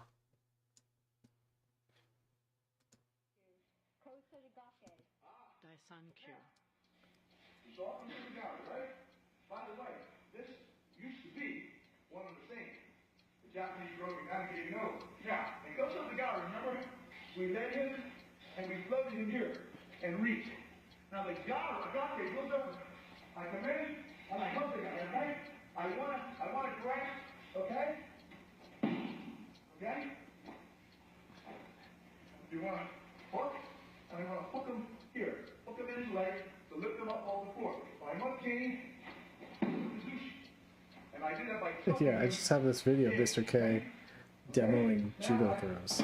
pick him up. You should fall down. I think he goes through like 99 different judo throws. Okay. You fight a guy and he bends over on you, okay? So they reach over, grab it, and grab it. Just an ogoshi. Only it's a different type. Okay? Anyway, Mr. K was an ex-Marine. As a kid, like Bobby's got a long back. Jonathan got a long back. Okay? I shoot him off the side, okay? He used to yell a lot, and I used to cry all the time. And I quit because Mr. K was like too Yoko Otoshi. strict. Okay, the man is moving. All right, nice But- moving, okay? Okay? Okay? You're sitting on the drop now as you move. But Mr. K was the man. Like, you know, like in retrospect, you know, I love Mr. K. Ashiguruma. This was taken in the 80s, I think. Ashiguruma, remember? You can step over. Stepping over. Again, watch slowly. Step. Come on. Yeah, some of my characters do judo or jujitsu. I study jujitsu these days. How do you think the diets of young adults are doing today? Do you think they 23 to 20 are eating well? I have no idea if 23 to 28 people are eating well.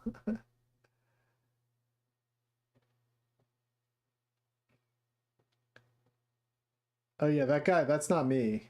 This is just like some video. I think there was a other instructor, Donna Smith, and I think she's videotaping this.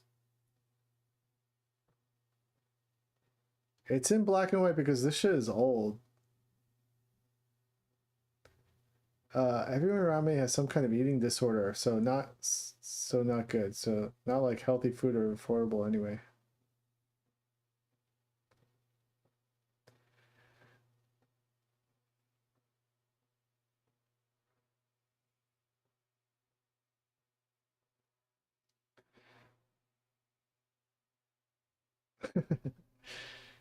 I don't know. I like having this video. It's like gives me good memories of Mr. K, even though like I used to kind of dread going to judo.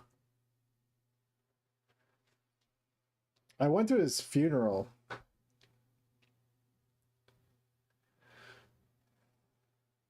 My diet is horrible, but then that's because you can hardly afford to get anything healthy anymore. I wish I could choose what my diet was, but I'm broke and a pound of ground beef is $9. I mean, you probably don't want to eat too much ground beef, to be honest.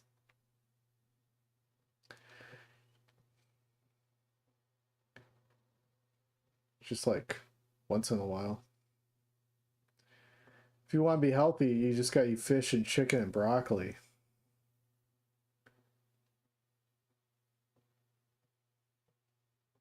I did mixed martial arts when I was very young.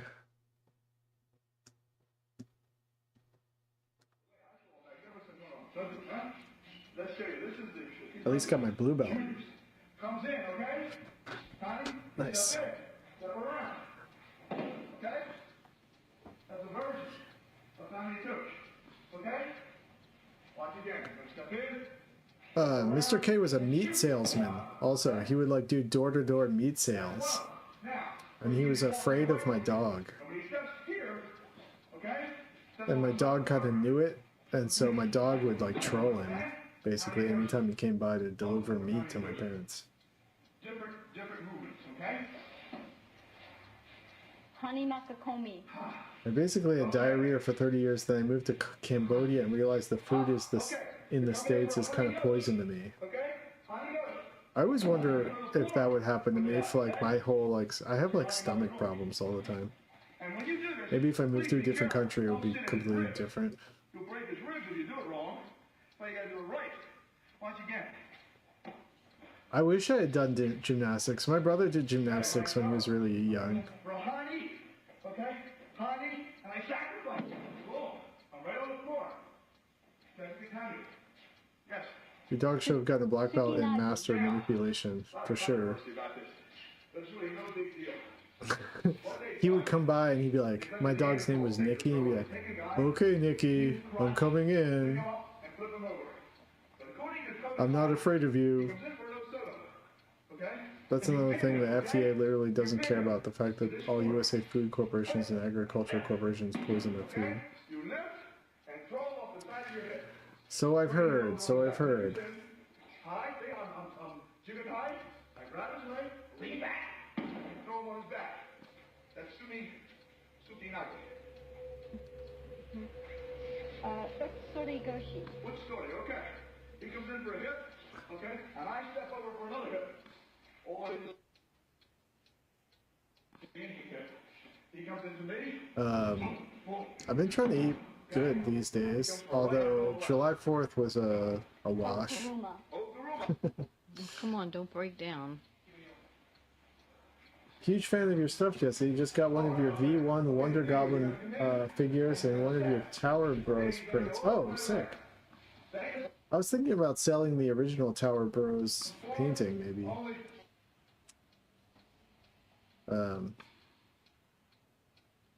Anyway, this is the only memory I have of my old judo teacher. Okay, watch again. Oguruma.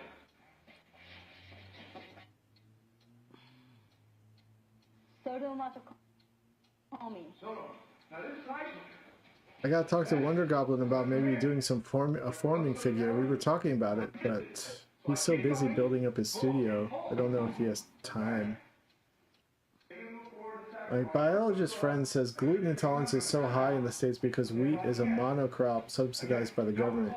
Same molecule over and over, getting different species of wheat in other countries. Yeah, I heard things about gluten intolerance in the US being a problem because of the way we've like bioengineered bread and flour and stuff like that to be like so high in gluten.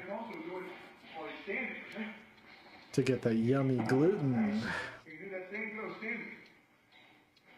In the Daigoku. O Soto Guruma. How long have I been doing judo? I haven't done judo since I was 11 or 12 or something like that. I think I did it, I started when I was 5. I did it till I was about 11 or 12 and then I quit. Yoko Wakari. Beautiful woman. Now, ultimate. But I do jujitsu now, which is related to judo. It's basically sort of judo. Okay? But watch. And you gotta be very free. And your other players gotta be free. Okay? He's gotta commit. Okay? I'm literally gonna sit there. And from here, I'm gonna throw my hands away. Okay? Okay? Throw them right in front of me. Okay? Alright? Go. Ukiwaza. But I've been doing jujitsu for like 10 or 11 years. I think it'll be 10 years in. Grapple and sitting down, okay?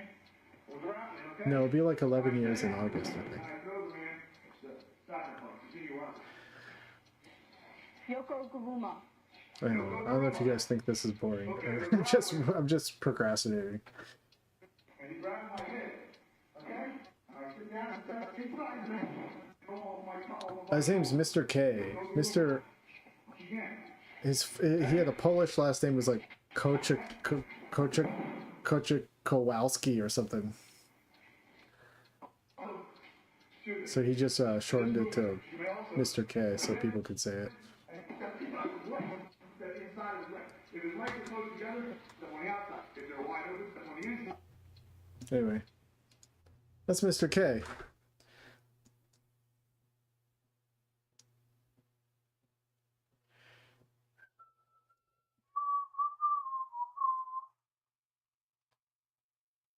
When I did mixed martial arts, I learned a lot of moves that I've since long forgotten, but the only thing I still remember somewhat is literally stick fighting. And swinging a pole around my body. That's cool. Do you still practice it? Alright,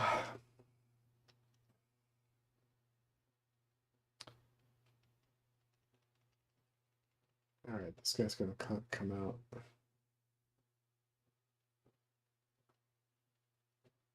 I think I'm just gonna draw him coming out with this four spider spider legs, and then I'm gonna call it. Alright.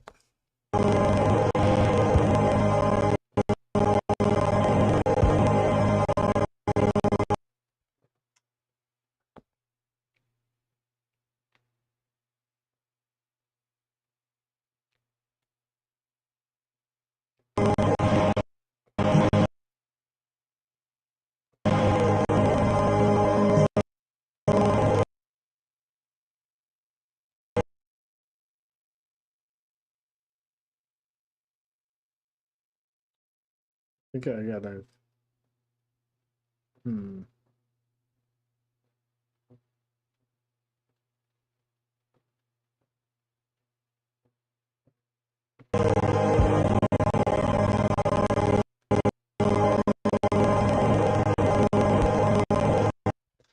I think I gotta have like a previous pose where it's like just him even peeking out.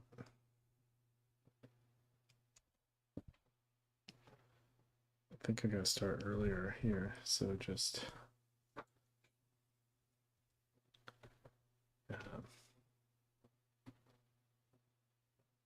this.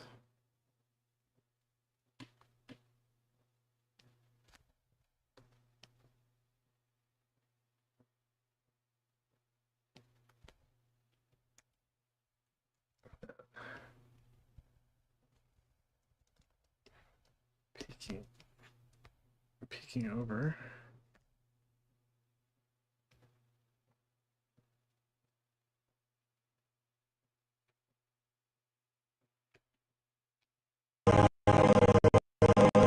You guys can't really see that. I gotta do a camera move after this, but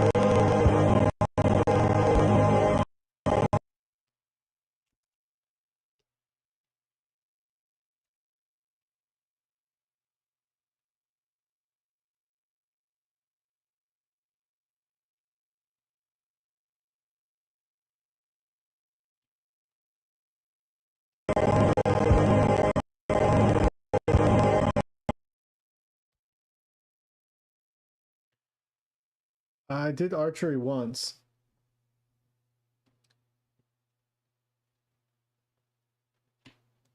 So 5, you were beating people down, Mr. K. I don't think I was beating any people down at 5.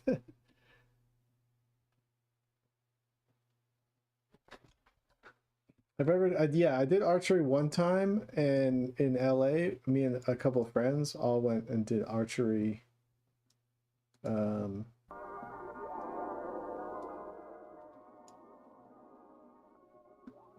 And the guy who played Shredder was there in the 1990s Ninja Turtles movies. And he was doing archery. Archery's fun.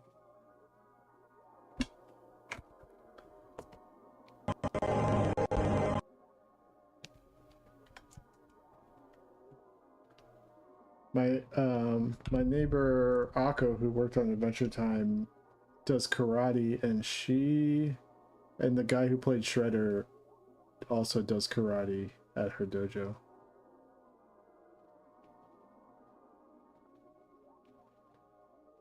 Fun fact.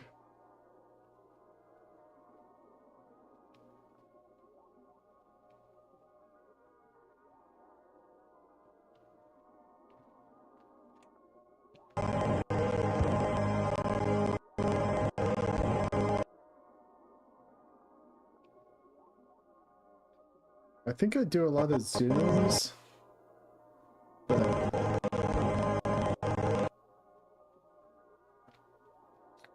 it is what it is. Let's do a zoom. Do lots of zooms.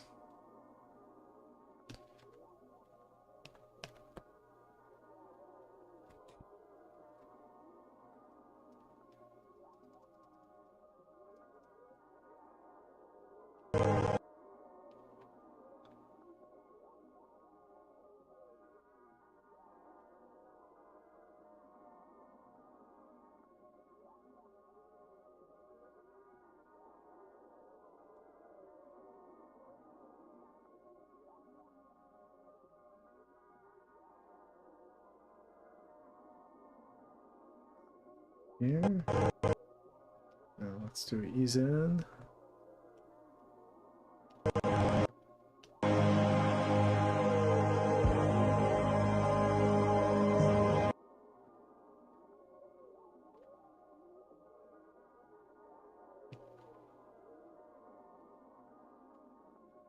Let's do another one.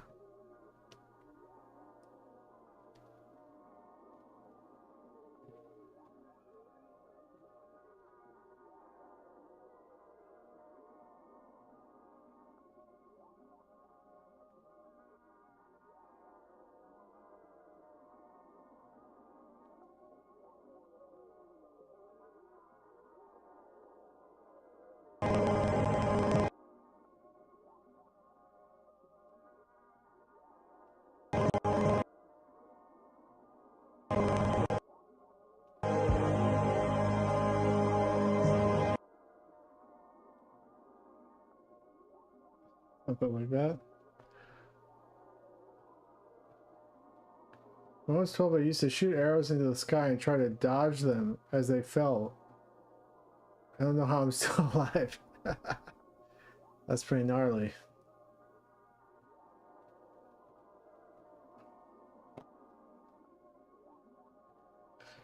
I remember being a teenager and shooting arrows into the sky into my friend's neighbor's backyard, and my friend getting so pissed.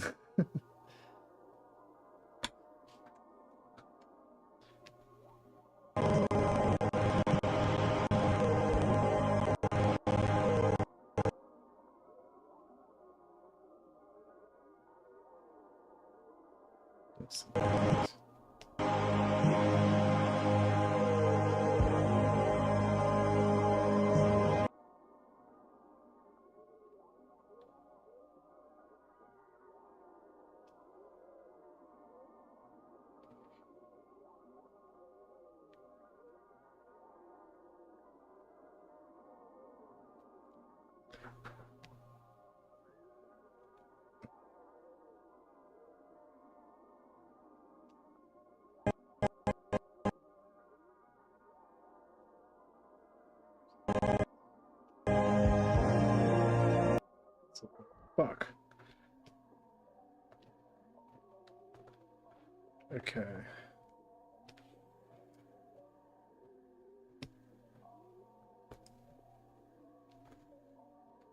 Save. Since I only joined the stream about 15 minutes ago, what project is this for? Jesus 2, thanks for sharing your process. Really cool to watch. This is a I'm adapting my graphic novel called Forming. Oops, Forming. For animation. So I'm making a pilot episode with a production company, and I'm trying to make the first 22 minutes of this like come on, focus. Of this book adaptation. And then we're going to try to get funding for it. It's called Forming. I started it back in like 2009. I finished it last year. And yeah, I'm working with this company called Bardo to turn it into a maybe like a one season miniseries kind of thing. So we're going to try to find backers to help make it. I don't know, the whole financial part of it, I don't really know what we're going to do, but we're definitely going to pitch it around to different financiers. Right, Luna?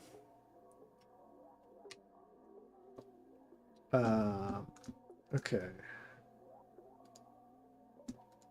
So I've barely done anything, but let's do a little watch through of the last couple, like minute. From here.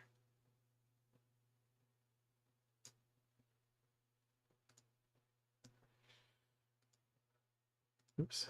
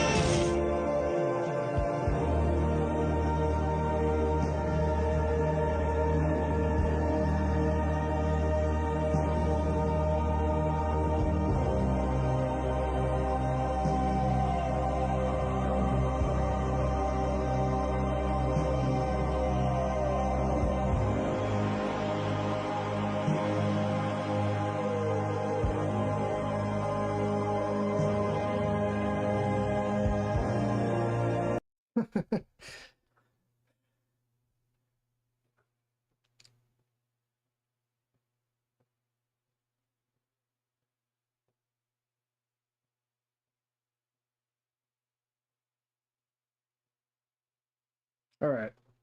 I know what we're gonna do next, but I think I'm gonna call it for the night.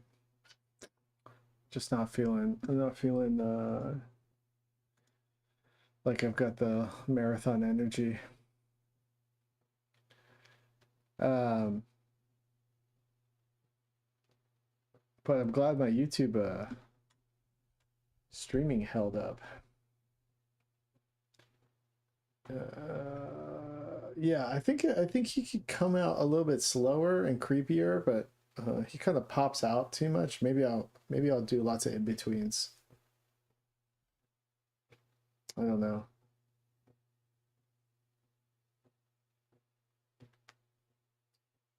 What's up, buddy? What's up, Smelly?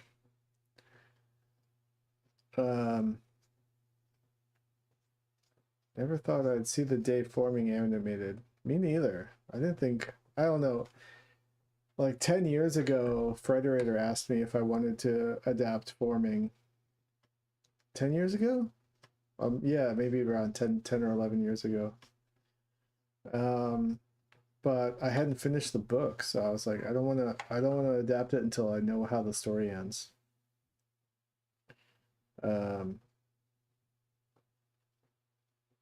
And also, Frederator would have like, the contract would have been. Sorry, I disappeared into the void. The contract would have been like they would have had the rights to my book and stuff like that, I think. I just remember them saying, I was like, I don't want to lose the rights to forming.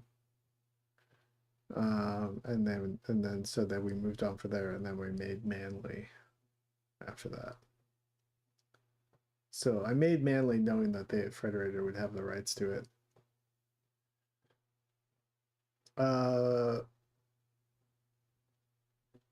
Sometimes I think about that because Manly, as far as like Manly goes, it's probably the most popular thing I've personally made. As far as like, this is my thing, you know?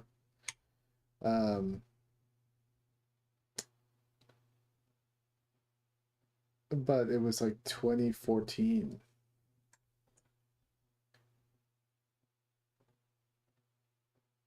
And I just don't think, I think the world has sort of changed.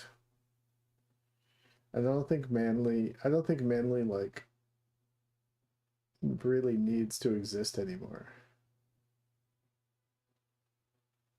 I could be wrong, but I don't think the world is like asking for something like Manly anymore. That's my feeling.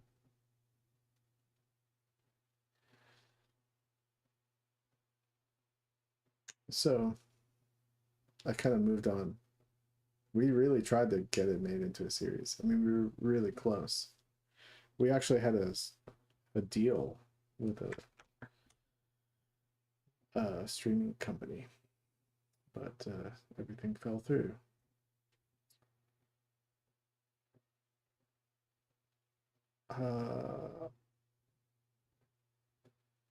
Honestly, the biggest thing I wanted from the Manly was that the pilot soundtrack was fully produced, like that you could download the soundtrack.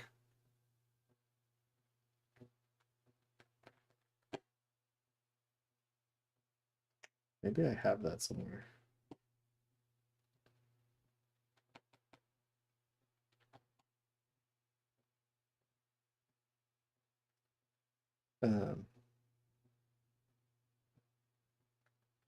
Yeah, because that soundtrack was me and my brother did that soundtrack.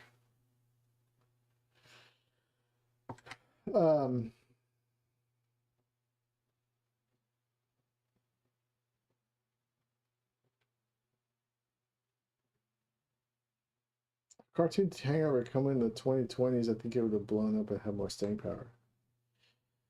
Maybe, but Cartoon Hangover was using was being funded by YouTube. So YouTube was giving Cartoon Hangover money. That's how they made Manly. That's how they paid for it. And like Dr. Lollipop and stuff.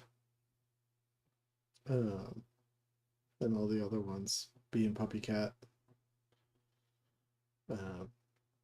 Yeah. They were just like, there was a big YouTube animation like financing thing happening in 2014 or whatever that was. So I don't know if Frederator would have been able to replicate something like that and put out that many pilots. So 2020, I don't know. I mean, and you know, I mean, you never know. Who knows? Nobody knows. Um, but I think I have the rights to Manly at this point. Yeah, it was fully made tracks. The song that Nimbus sings as a eulogy for Eyes No Eyes has been stuck in my head for basically a decade now. I wish it was all musical number. Oh yeah, we just wrote it for the scene.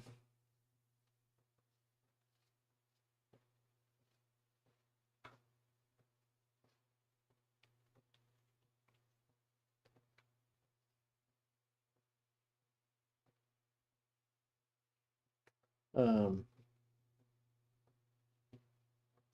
Word. I did write my brother and I wrote like 2 seasons of Manly episodes.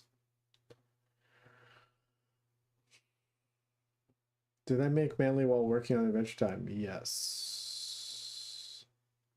Made it at the same time somehow. I don't know how, actually. Unrelated. The Greedy from Raggedy Ann and Andy is ironically one of the more psychedelic animations out there. Okay. Check it out.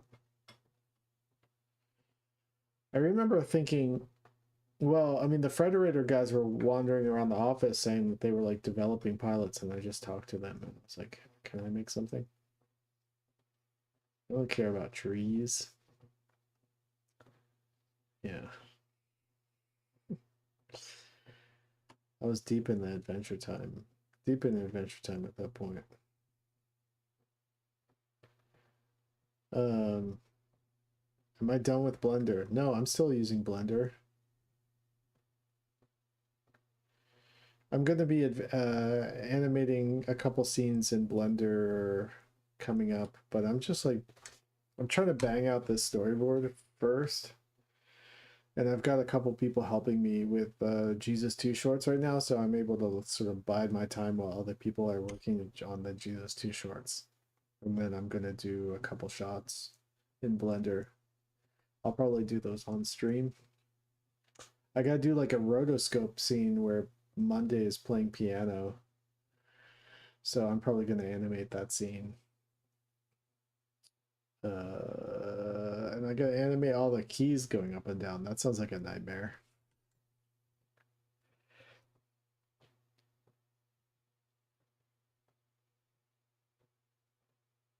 Back then, you could literally create stuff by talking to people who are able to make it possible. Nowadays, it seems like the pathways are getting more obscure and non-existent.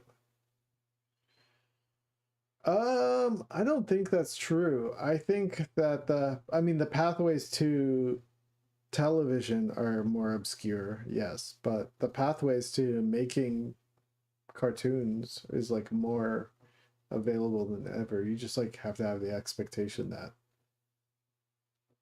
it's a passion project and you're probably not going to make any money on it, you know.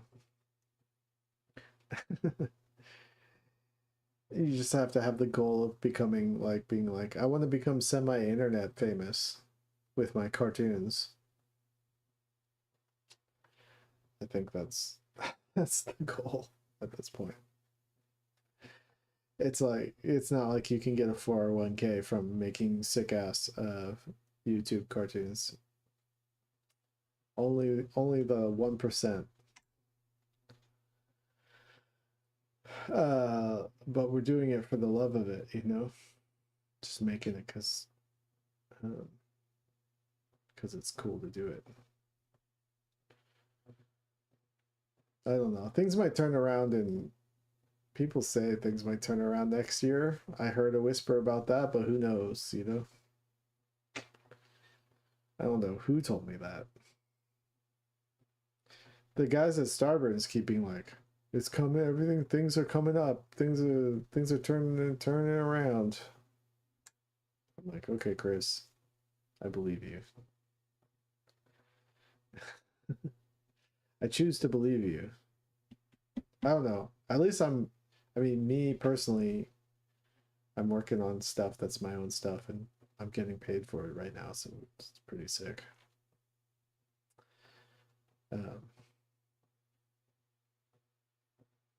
Well, all right, y'all. enough of me yapping. I'm gonna bounce and play with my cat. Y'all have a good night now. Take it easy. Thanks for hanging out.